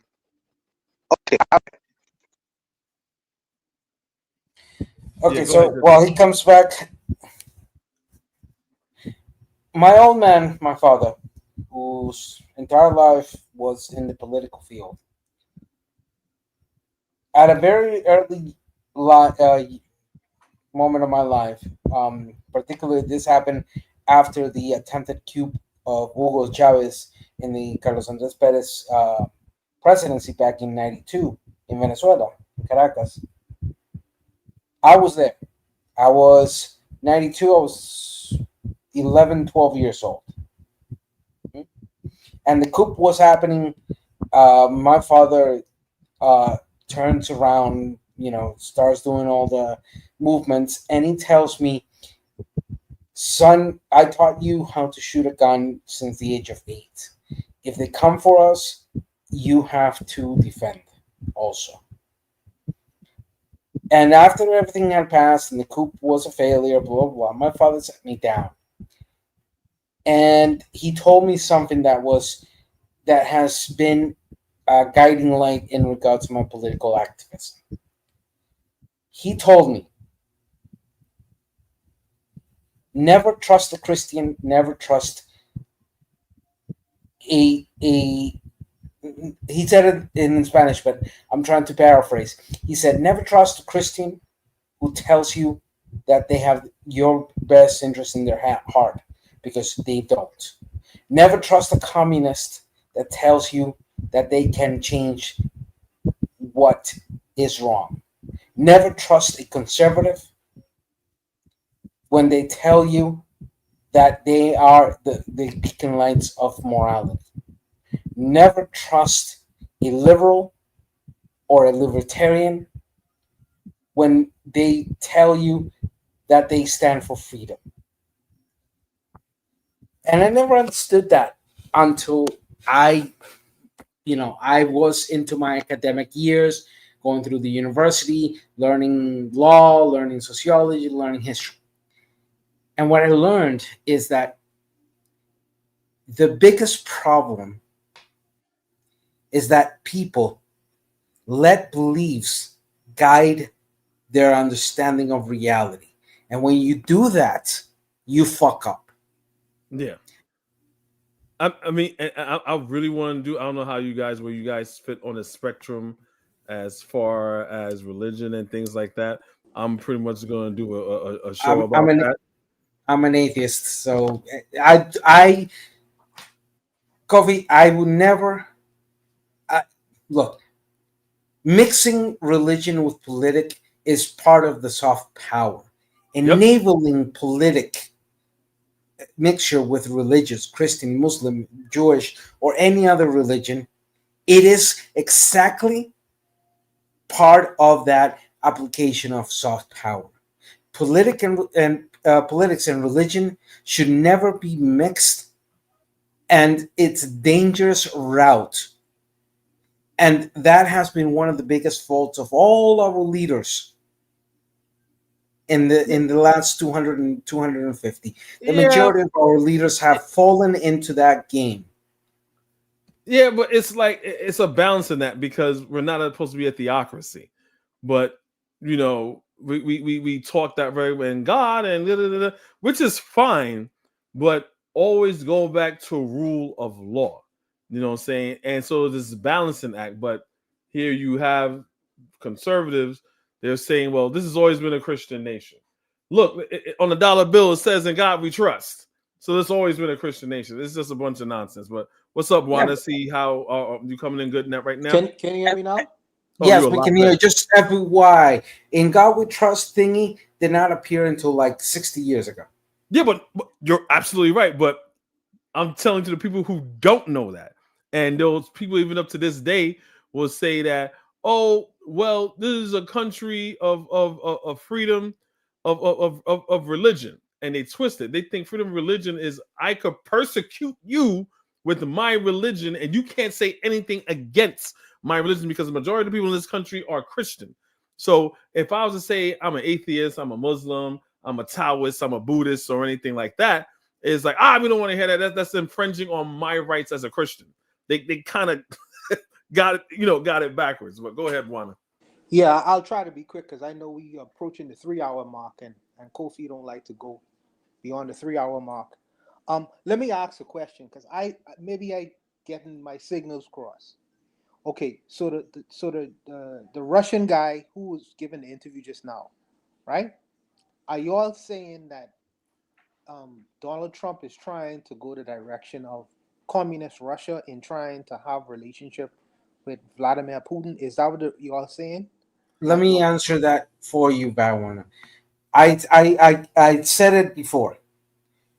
What we're seeing, and in very simple terms, no, Trump is not a communist, but he's guiding into an autocrat, authoritarian control, destroying everything that supposedly he wants to defend, the Constitution, the rule of law, and he's doing so in the same way that uniparty systems, just like what happened in the USSR or what's happening up to today in China, etc., do in the beginning of that process of taking control of a country, just like what happened in Venezuela in the last 25 years. So what we're saying is Trump is to United States what Hugo Chavez was to Venezuela, or what Pinochet was to Chile, or what Stalin was to USSR, or what Hitler was to Germany, or what Mussolini was to Italy, etc., etc., etc. So the thing is, okay, so basically what Ditso is saying is that America is trying to become an he's there. Donald Trump is trying to become an autocrat, basically, ruled by dictates. And see, this was what I couldn't understand with Brother Bakari's argument initially, because if you take away all the things that make America America, being the Constitution, the different forms of government, the judiciary, if you displace them, if you displace you make the executive into a monarchy or autocracy, you turn that into autocracy, and you get rid of all the other controls of government, America will no longer be America anymore. You are turning it in, you are deforming it and turning it into something else. And this is what I couldn't understand when Brother Bakari was basically saying, well, this guy is not going to throw it out, he's going to throw it out. He don't even care about the Constitution. I couldn't understand. It's like, well, America has never run that way before. And he was trying to tell me, brother, this is what this guy is actually trying to do. My mind couldn't get around that. I had to see it for myself. And now that I'm seeing that this guy is taking the basic constitutional rights of citizens, he's threatening students. He say, if you saying something that is contrary to the government, we either gonna deport you or put you in jail. Yeah, that's a fundamental thing to America, the United States Constitution. I just couldn't hold on. So I couldn't understand that, and my mind couldn't get around that. And now that I am seeing it, I have to agree with many of the things that your brother when we was, you remember the days with Kofi when we used to argue back and forth about this kind of thing? Yeah. I never thought I would have seen it. But now that I'm realizing I had to concede, I had to apologize to Brother Bakari and say, I was wrong. Because I couldn't believe it. I couldn't believe it. But at least I am on the beginning stages of it, because there are some people who are still blinded by the fact that this guy is taking America over the cliff. He's a complete autocrat. And I don't think he may leave after his 4 years. I think he may. He's already playing with it. He's already playing with 2028. Because what he's trying to say is like, well, I didn't serve 2 consecutive terms, so technically I can run the third time. Oh man, I was just wrong, man. I was wrong, and I gotta admit it. But I'll leave it. Go ahead, Ditso, bro. Yeah, no, just look. I'm gonna make it very simple. You've always heard me saying, "Do not call the United States America," but you haven't really questioned as to why I always say that. Look at the problems of soft power and the application of soft power that even in our language and the way we categorize things is dictated by that normalization of exceptionalism, for example. So to change that, you have to deconstruct, even in the most simplest ways. This is why sometimes you've heard me speak about we're in the year 2024 of the housing calendar. Even to that extent, the calendar that we use is a form of application of soft power. Yeah, but let me say pretty much too, like, I commend Buana for admitting, and look, I'm not saying you're a child, Buana, because I apply this to myself too. But I tell my children, I was like, hey, look, in order to learn something, you're gonna have to. Sometimes you make mistakes, right? That's part of the process of learning. The problem I have with people is like, no matter how much evidence that you have in front of them, how much damning evidence, they still want to be stuck on that thing. And people like that, I pretty much just, I just leave alone. They're just gone. Let me say, I agree with Kofi. Yeah, real quick. Go ahead, Bakari. We haven't heard from you. Go ahead. No, what I was gonna say was when Rwanda said he had to see it for himself. If you go back and listen to that interview, the guy tell you saw it. It was right in your face. They didn't hide it. But folks have been listening to all the propaganda, and the propaganda conditioned them to miss it. Basically, I'm paraphrasing when I said about the propaganda, and the propaganda conditioned you to miss it. But if you listen to what he said, that's what he's saying. He said they ain't gonna hide it no more. It's gonna be right in your face. Mm-hmm. It's gonna be right. That's part of the I think that's the normalization stage. So I'm thinking we're probably like, he's saying even the normalization stage. So yes, we can put it in your face now because you have accepted it. You have accepted the demorality now. So now the demorality is accepted. Now we can normalize it. So you're gonna accept it. So yeah. So what they're doing is they conditioning black folk to accept being treated like crap again. They conditioning. See, when black people say, I don't know what y'all talking about DEI for, only 4% of DEI jobs black people got, because we got 4% of the jobs, but they made us the face of DEI. Exactly. Everything wrong with it, 100%, right? So when they sit and they say that, the examples I gave you earlier about what Duke University did, right? When I gave you the examples of what the University of Texas did, I want you to look at this. The Montgomery, this is the 60-year anniversary of the march across the Edmund Pettus Bridge in Selma, Alabama. I don't like I don't like the name they give it, but they call it Bloody Sunday.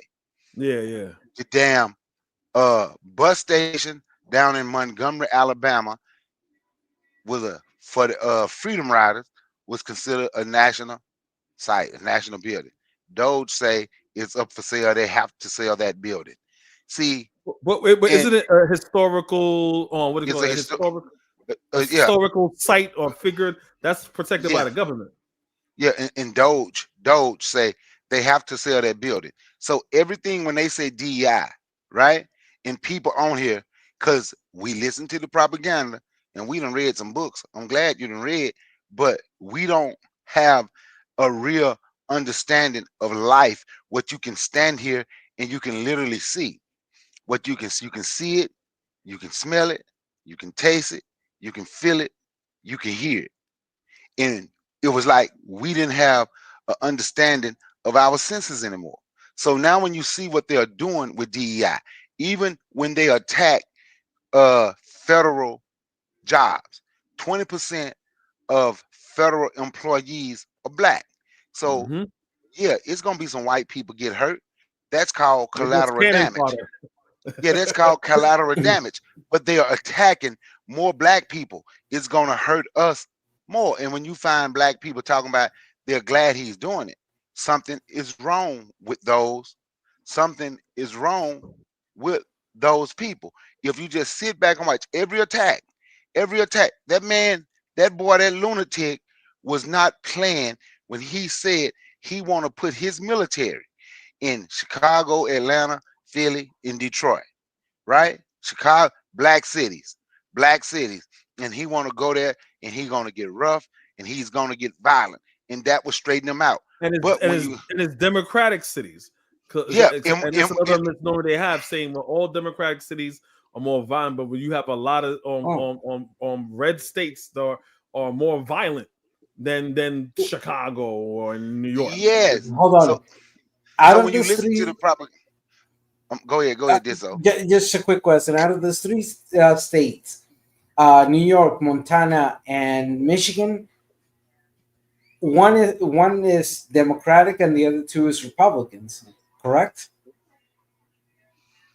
Montana, Michigan is like a swing state. Swing state. So by Monday, but Detroit is a black city. By Monday, look at this. By Monday, electricity in many areas of those three major states will cost 25% more, because just today the Ontario head of Ontario had already threatened, if I'm going to put the 25% tariff over everybody, and I'm going to charge 25% more over the electricity we send to the United States. Yeah. So let me just say this. Again. Yeah, sorry. And this is to Bowana. I am glad that you are able to interiorize and have that moment of maturity in regards of the reality of political. But let me make a very clear warning. Because you know what is the worst autocrat? The worst, demagogue. I'm not cutting you off. I'm not cutting you off, but let this be also your closing statement, because we got the 3-hour mark. And perfect. Yeah. So the worst type of autocrat is the dead one. Trump has 78 years. In less than a few months is 79. We don't know if he's going to last his 80s up to 90s, or he's going to die in his 80s. We don't know. But when the autocrat dies, the leeches that were right next to him are going to do everything to keep power. And that is the other major danger. That Trump will not be forever in power. But Trumpism and the so-called MAGA, that's exactly what they want to do. So let me. I find that interesting though. Like, let me know if you agree, or if you guys agree or not. You feel if Trump was to die and choke on his Big Mac sandwich eating, you think people are still gonna follow this MAGA agenda within the cabinet? I'm not talking about the constituents within the cabinet, because remember, he has leverage as far as power. So if he is no longer a factor or someone to be scared of, like everyone's been in the, even on the left they're just bending the knee. Oh, I don't want him to send the FCC after me. Like, let me bend the knee. Let me. You got certain liberals saying, "Hey, let's work with MAGA," and all types of dumb shit. You still think if Trump dies right now, JD Vance is going to continue? It's worse than that. It's way worse than that, because the dead autocrat becomes a martyr, and the martyr becomes a tool of manipulation, and that tool of manipulation becomes what? A cult. And it's already a cult, but that's a good perspective. You're right in that sense. And I'll give you a best example in history: Jesus Christ. Jesus Christ is better dead than alive. Like Tupac. like the music industry, the person sold more money dead than they were alive. So why didn't you Stalin? Why you gotta go religious? Yeah. That's your communist guys. They had a cult of worship too after the. No. I was giving that extreme example, but you're right. Stalin. You can mention so many other names of those type of examples where the autocrat dies and becomes the martyr that then becomes the tool to manipulate. So it isn't a question if are they going to follow strictly the MAGA principles established by Trump. No, they're going to evolve them, and they're going to say we're doing this because that's what Trump would want. And you know what? You're right too, because when I heard the first time someone was trying to kill Trump, and it's like, oh, Trump got shot, I was like, oh, please, I hope he's alive. And people were like, why is it? Because he's gonna get martyred, and it's gonna be even worse. The worst things that happened while he was running was for him to die. Look, the fact that he quote unquote escaped death 2 times. Oh, he's protected by God and the angels around him. And I'm like, get the fuck out of here. Are you serious? But potentially one could suggest that those 2 attempts might or might not have been, we don't have sufficient evidence, false flag operations. Me too. That's what I'm saying. And I'm not a conspiracy theorist. I'm not a conspiracy theorist. However, in the same way that one could suggest that possibility, the other possibility, which is the more common one, is that the act of those attempts of killing him were not a false flag, but they functioned wonderfully to push that notion of look what they're trying to do to him. And well, here to be clear, when we said look what they are trying to do to him, remember all these people were registered Republicans. They were registered Republicans. They voted for him in the last election. So to the gestalt of things, that doesn't matter. I take a little bit of a different position from Kofi and Ditzel. Yes, people are gonna mourn his death, but see the difference between a person like Trump and a person like Mao or a person like Stalin is they had an ideology behind them. So after they died, the people within those regimes could refer to the Great Red Book of Mao, or they could refer to a lot of the sayings of Stalin and things of that nature. I don't think that Trump is an ideology. I think he was just a person. So if he dies, I personally think MAGA will die. I think MAGA will die. Because he is so random. He is not an ideology. He is just a person. You know what I mean? So they worship. I can see it going either way. I think he'll die. I think that whole scenario will die. But why not? I wish life and reality were so simple. But one thing you learn in politics is that even if the figure dies, the idea doesn't. You can't kill. What is Trump idea? What is Trump idea? So what is his ideology? What is it? Everything that he's pretty much implementing now. It may not. Okay, Project 2025. I never heard about it, but I'm going to appoint all the authors of Project 25 in high cabinet positions. So that's a blueprint right there. Okay, exactly. So here's the thing, Barwana. It doesn't matter if we cannot define, or it's difficult to define the clear line of ideology that Trump may have.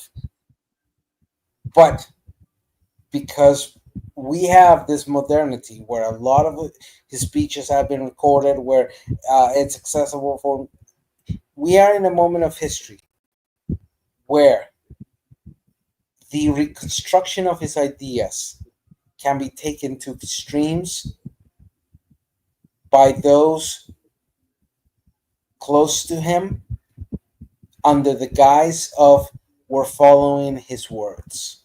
Yeah. Even far more dangerous than what has happened in the past history. What is the extreme end of Donald Trump ideology? The white knights of the Ku Klux Klan. I mean, that's the extreme side of white ring republicanism. So I mean, you can't get more. We already seen that before. So that's not the extreme. That's not the extreme side of Donald Trump. The extreme side of Donald Trump is what the general he had with him stopped the first time that bastard was in office, when he said he wanted to go out, he wanted to send the military to shoot all of the people that was protesting Black Lives Matter. Yeah. When he said he wanted to shoot them, asked to send the military to shoot them. That's the extreme side of Donald Trump. KKK is normal. He's KKK. Shit, his daddy was KKK. His daddy was arrested at a KKK rally. They was doing something to a black shit. He's KKK. And Rwanda, I'm glad you said what you said. Sorry for interrupting, brother. No, you good. But I want to ask you a question. What does the Black Americans have to say when I'm sorry, go ahead. I'm cough. Go ahead. Yeah, when Donald Trump says that, he says this again. He said he wants to fast track South African citizenship into America. Fast track it now. So think about this. Hold up, this. Hold up, this. So he was asking me. So you asking me, what do Black Americans think about that? Yes, sir. Yes, sir. People that consider themselves Black Americans ain't gonna say nothing, because they ain't gonna say nothing about white folks. Now, if you ask me, someone who's an African American or an American African, I say to hell with them South Africans, and I wanna Black Wolf. We ain't big enough yet. Black Wolf Brigade. We are growing. But I want to say, when they touch down in the South, touch down back in the Mississippi Delta, because they're gonna do more than Mississippi Delta this time. Mississippi was the proving grounds. Now Trump is back in. They're gonna do Mississippi, Alabama. They're gonna be all over the South, working on farms, giving them farmland. That's the reason they're gonna get rid of. That's the reason they have a quota. Think about it. They claim they're getting rid of criminals, but they have a quota on how many immigrants they want to get rid of. They're going to give them land. They're going to give them everything. They are making their army bigger. That's what they're doing. Remember, there's a replacement theory. A Republican conservative mind says that we are being replaced because why? Because so all the right hand media, they'll know, like, hey, we're not making enough babies or whatever. That's why one of the reasons why they probably got rid of Roe v. Wade. Look, even if it's rape babies, at least they white. Because we gotta get another vote. Yeah, because they got rid of. See, they are building their militia. When them people said, if Donald Trump lose, it'll be a bloodbath. When Donald Trump lose, we gonna get unhinged. We don't know what we gonna do. The other guy said, thank God, if Donald Trump lose, we don't know what we'll do, but thank God we got Shane Biker Boys for Trump with us, and they are really, really rough. Black people ignored all of that. What they're doing is they're bringing more people over here who want to be part of Shane Biker Boys, because they're really, really rough. I'm not sure if the Shane Biker Boys was formerly the Proud Boys or not, because the Proud Boys, church sued them, that militia, they can't use that name no more. Black people own that name now. Black church own that name. They can't use it. But when just to the people that call themselves Black American, they ain't gonna say nothing. That's why when I talk, you don't hear me talk about Mexican and Guatemalan immigrants, Hispanic immigrants no more, the jobs they taking.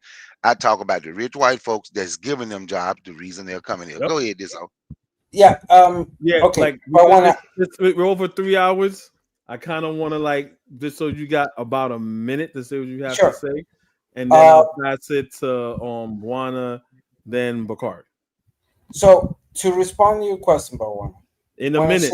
In a minute. You got a minute. Okay, 1 minute. To respond to your question,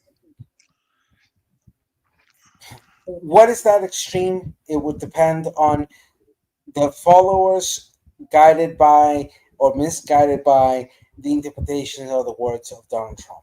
Look at, for example, and yes, I'm going to give you this example. Christianity has well over 46 types of denominations in the last 2,000 years. And out of those denominations, thousands of different interpretations. So political ideologies behave in the same way. When you talk about Marxism, you have different ways of implementing that. So in that sense, the extreme conclusion of those ideologies, if through a martyr, are infinite, depending on the imagination or a distortion that an individual can do. All right. Thank you for that. And I agree. Yes. And I agree. And I'm glad I asked that question. Yeah. Thank you for one. that, Ditso. Yeah, I'll be quick. I remember watching a movie a while ago. It's called The Purge, and in that movie, there were people coming from outside of America to purge, and one of those groups of people was South Africans. I don't know if y'all ever saw this.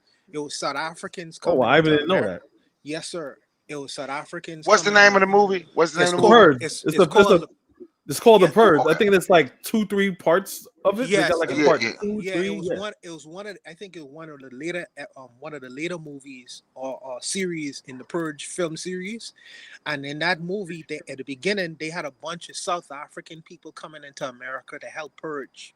Okay, so I find it. You know, people say that art imitates life. I Yeah. find it interesting that is actually happening right now. So, like I say, man, a lot of these things, but me and Brother Bakari used to fight over, and we used to get into big beefs over this shit. And now I'm seeing this thing in 4D. I'm like, man, I gotta pull it back. I gotta pull it back. But it's good having a conversation with the good brothers tonight.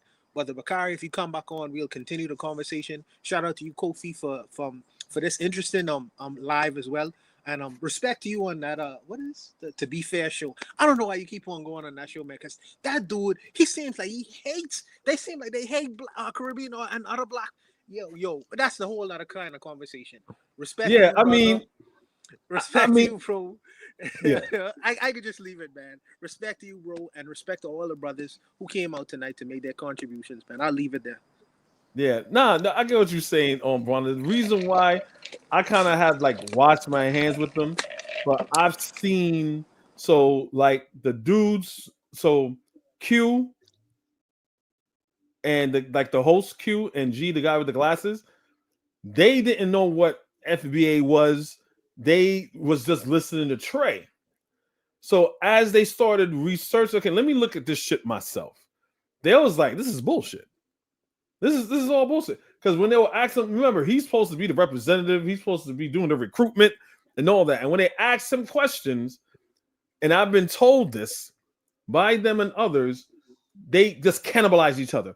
All of a sudden, maybe you're really Jamaican. Only because you disagree with them or you ask them a question that's challenging. No, you probably Haitian, you probably not Black American. No one like wait. Only because I asked you a question? You know, so the reason why I go on there is because there's probably people just like them that don't know what FBA is. I mean, my last show, I mentioned that. They probably don't know what it is. They're on the fence about it. And so I think this exposure is really good. So I'm not doing it for like the ones that's in the second place and they're just far gone. I'm doing it for the people that may not know or have an idea of what it is, because again, it's the both of them just asking him questions and they cannot answer the basic questions, like something like, okay, When are you going to delineate from the white man in America? Yeah, that's something very good. Yeah. when you asked that question, I almost fall out laughing, man. But you did a good. If your mission and ambition is to educate, and entertain while you educate, bro. That's your thing. Do your thing, bro. Do your thing. Yeah. So I mean, that's why I do that, because it exposes them that you're not legitimate. If you were to say, well, oh, what was it? Because Tariq changed the rules all the time. But right now, the current rule is if you have one Black American parent, your FBA, you get reparations, you get this, da, da, da. So they asked them, okay, so if you have a Black American couple, they go to China, they live in China, they have a kid. Reparations comes about in America. Do that Black couple still get money? They said no.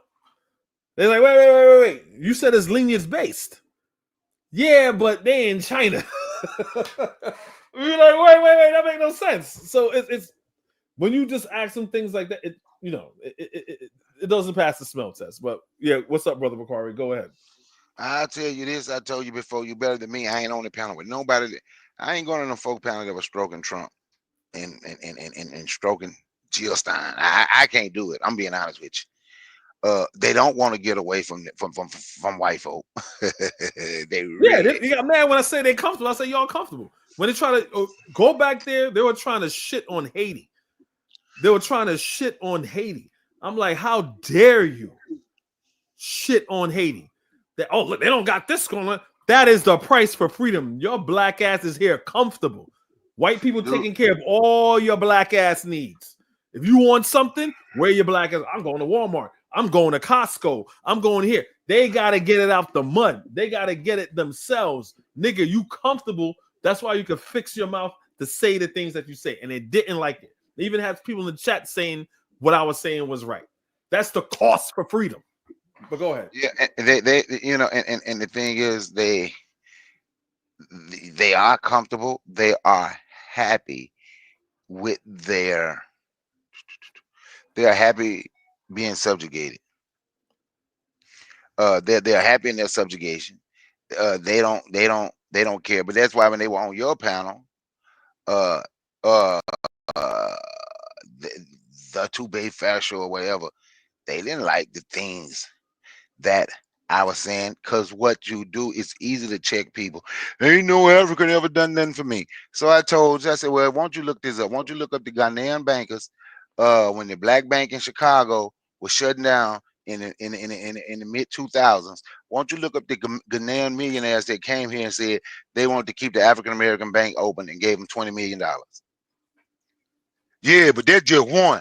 See, it's just dumb. So I say, so, well, they ain't come here. They didn't come here before that. I say, okay. So why don't you look up and see how many people in the 60s, and all you got to do, if you truly study Fannie Lou Hamer, and fortunately for me, that was one of my pop's best friends. So if you study Fannie Lou Hamer, you will see how many people from the African continent was reaching out, asking, can they come?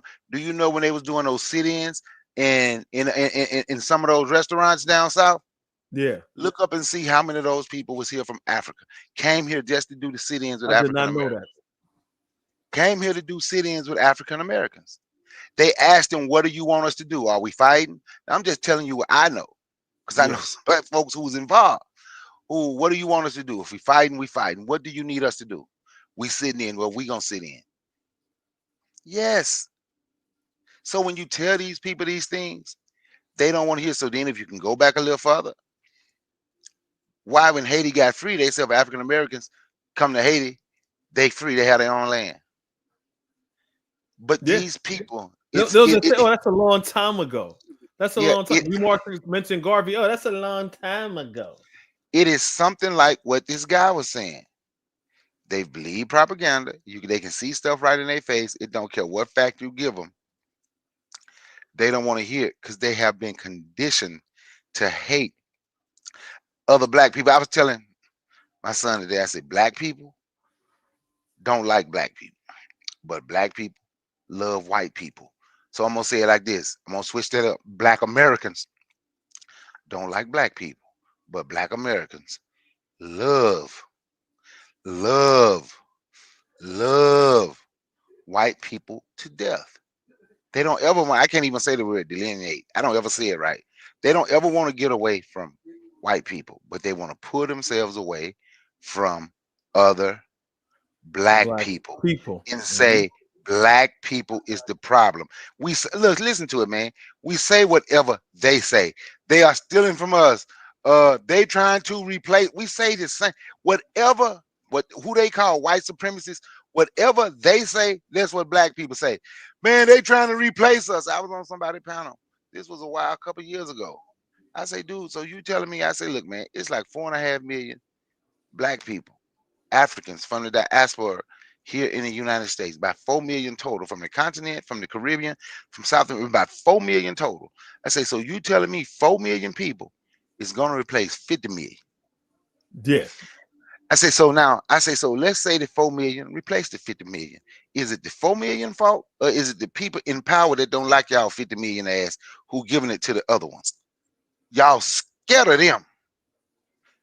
Black Americans, people that call themselves Black Americans, have shown their fear. They are absolutely afraid of white folk. They're afraid of they're afraid of the bigots. So who they gonna fight? One another. Just like the dude, he dead now. The dude that hated black women. What's it? Kevin Samuels, him. Kevin Samuels, yeah. Yeah, he dead now. But I still got the same energy. But not at the hand of a black woman. It was with some Asian woman or something. I'll never forget. I probably can find that video if I decide to look for it, but I just didn't think he was nothing special. But anyway, he tell black folks that all these black folks, the black manosphere, go around and repeat it. You don't ever fight up, you fight down. And that's black people. And the crazy thing about it, he's not married. He was married. I think he has a daughter and he got a divorce. So people will bring him like, okay, if you this master of relationship and stuff like that, why are you still single? And I think the thing is, well, I have not found the white woman yet. And since I'm rich and I'm an esteemed gentleman, I have a lot of options and I'm weighing my options. All right, bullshit. He was not he was not that rich. But anyway, man, thank you for letting me speak on your panel. If y'all hadn't heard of me, y'all heard of me now. The name of my channel is BBN, Black Business Network. Want y'all go check it out. I was gonna go live tonight. I like to start around 9, 10, but I'm probably gonna be tomorrow around 1-ish. But y'all come check me out. You know what? I'm sorry. If y'all want to continue this conversation over there, we'll go live tonight and we can talk about this because I'm going to talk about the zombie apocalypse. I'm going to talk about your bug out bags. Do anybody have a bug out bag? People in New York, do y'all know? Anybody on here, do y'all know what a bug out bag is? I have an idea, but I would need a breakdown of what that is. Okay, you need to start preparing. Get your bug out bag. I'm gonna tell you, ain't nothing wrong with retreating. The strongest animals in the world retreat. You see lions retreat. You see tigers retreat. You see bears retreat. Anything will retreat for survival. That don't mean to fight another day. That don't mean you're scared because you retreat and regroup. A bug out bag is designed so when the zombie apocalypse, we hoping we can stop it now. When the zombie apocalypse, we hoping we can stop it now. But if this zombie apocalypse get a little bit wrong, and you're in a position where it's just you and your family, and you have to leave, you have your nice bag, you have you some clothes that can last you 3 to 5 days, some underwear, some baby wipes. Because you don't know where you're going to be at. You get in that car. Make sure you have some baby wipes, some water, some MREs. If you don't have no MREs, I prefer because you want to try to travel as light as possible. Have like MREs. Gas tank always full. Yeah, keep your gas tank full, and you can get stuff like tuna in the bag, and already in the pack. They make that seasoned tuna. Get you some crackers. Have you a knife. If you live where you can have your gun, have a knife and gun. But that's the purpose of my car. I got a knife. I got the purpose of get you a good survivor knife. Yeah. The purpose of a bug out bag is to retreat and survive to live another day. Is to retreat, survive. So, Brother McCall, you keep that in your bag or you keep that in your house? You keep that in your car or you keep that in your house? You can keep it either one, long as you know where it is, long as you keep it wherever it is. If you're married, your wife, I don't know how old your kids are. Make sure they know where it are. Make sure they know where it is. I'm sorry. Make sure they know where it is. If you're not there and something happen and the wife reach out to you, I've been asking people for a very long time. I've been saying we need to get ham radios So if we don't have a ham radio, Koku was the one I knew was taking the course. I didn't take it. Koku was taking it, but I had a friend that was taking it, and I'm going to use his. But we need to go get high-powered CBs, high-powered CB radio, so you can talk to people. High-powered CDs.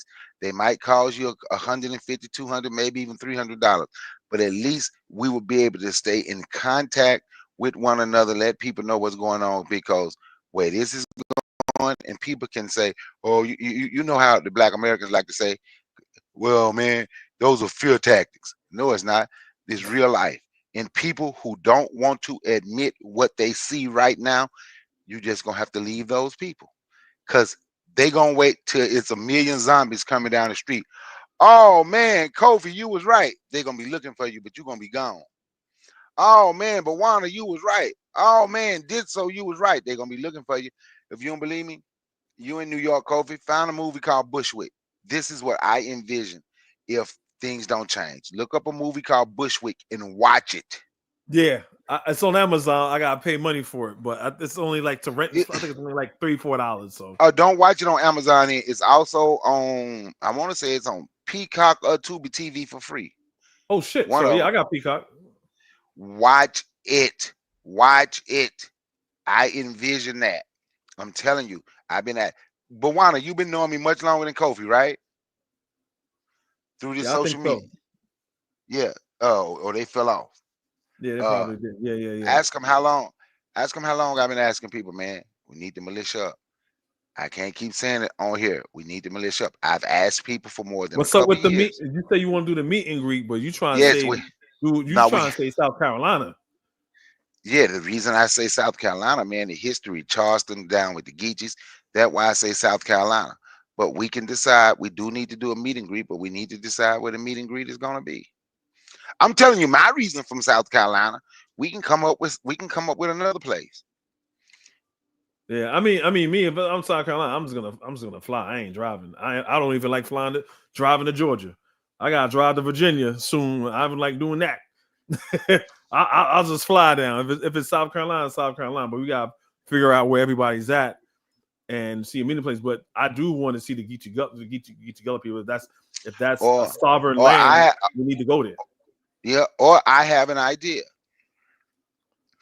Everybody where we live, start looking to see if we can find an acre of land for a good price. Start with an acre for a good price. We meet and greet in that area, and we go as a team and put our money together, and we get that land so we can feed ourselves. I'm just saying. I mean, then the Nation Law says, if I mean, you can't, I'm paraphrasing here, but you can't even feed ourselves. So let's say food supply goes down right now. Does anyone have a yard? Anyone got a garden? Anyone having like thing like that? So yeah, because again, like I said, it's not even 6 months yet.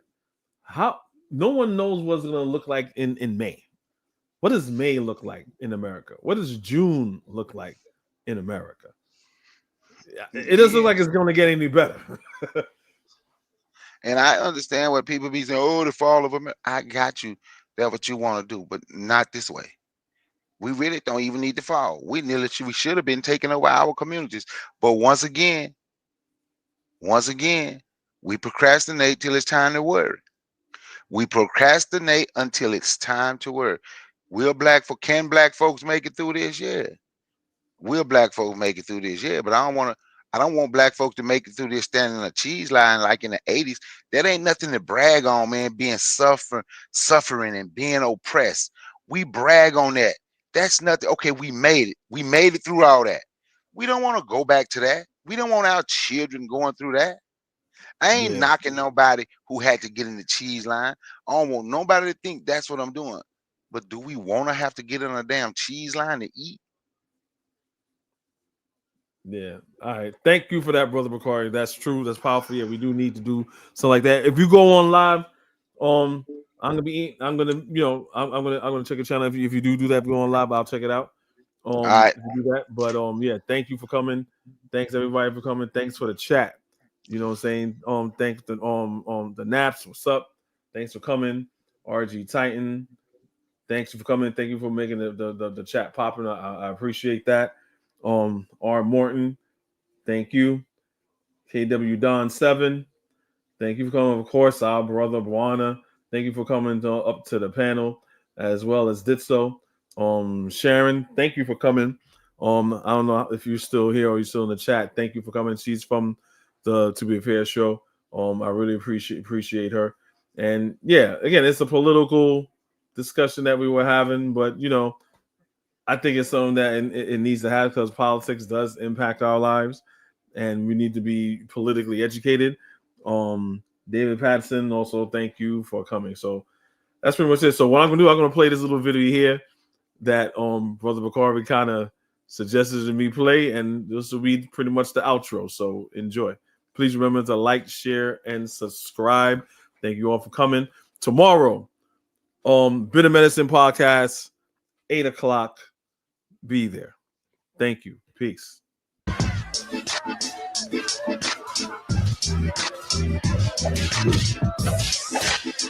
Excuse me, brothers and sisters, please. If someone could just turn off. King looked out on his people and saw they were in great need. So he did what all great leaders do. He told them the truth. Will you ignorant niggas please shut the hell up? He just said what I think he said. Is this it? This is what I got all those ass whoopings for? I had a dream once. It was a dream that little black boys and little black girls would drink from the river of prosperity, freed from the thirst of oppression. But lo and behold, some 4 decades later, what have I found but a bunch of trifling, shiftless, good-for-nothing niggas? And I know some of you don't want to hear me say that word. It's the ugliest word in the English language, but that's what I see now, niggas. And you don't want to be a nigga, because niggas are living contradictions. Niggas are full of unfulfilled ambitions. Niggas wax and wane. Niggas love to complain. Niggas love to hear themselves talk but hate to explain.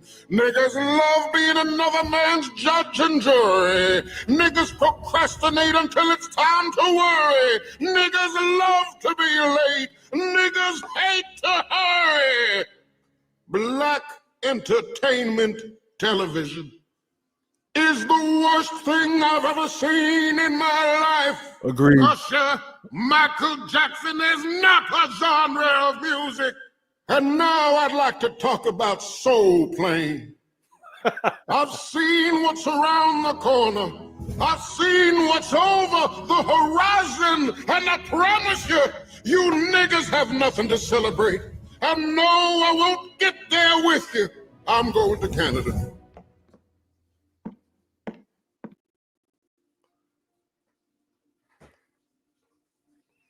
Thank you all for joining. Have a good night. Remember, like, share, subscribe. This conversation could still happen in the chat. Don't be shy. Continue the conversation in the chat. Thank you very much and have a good night and Black Power.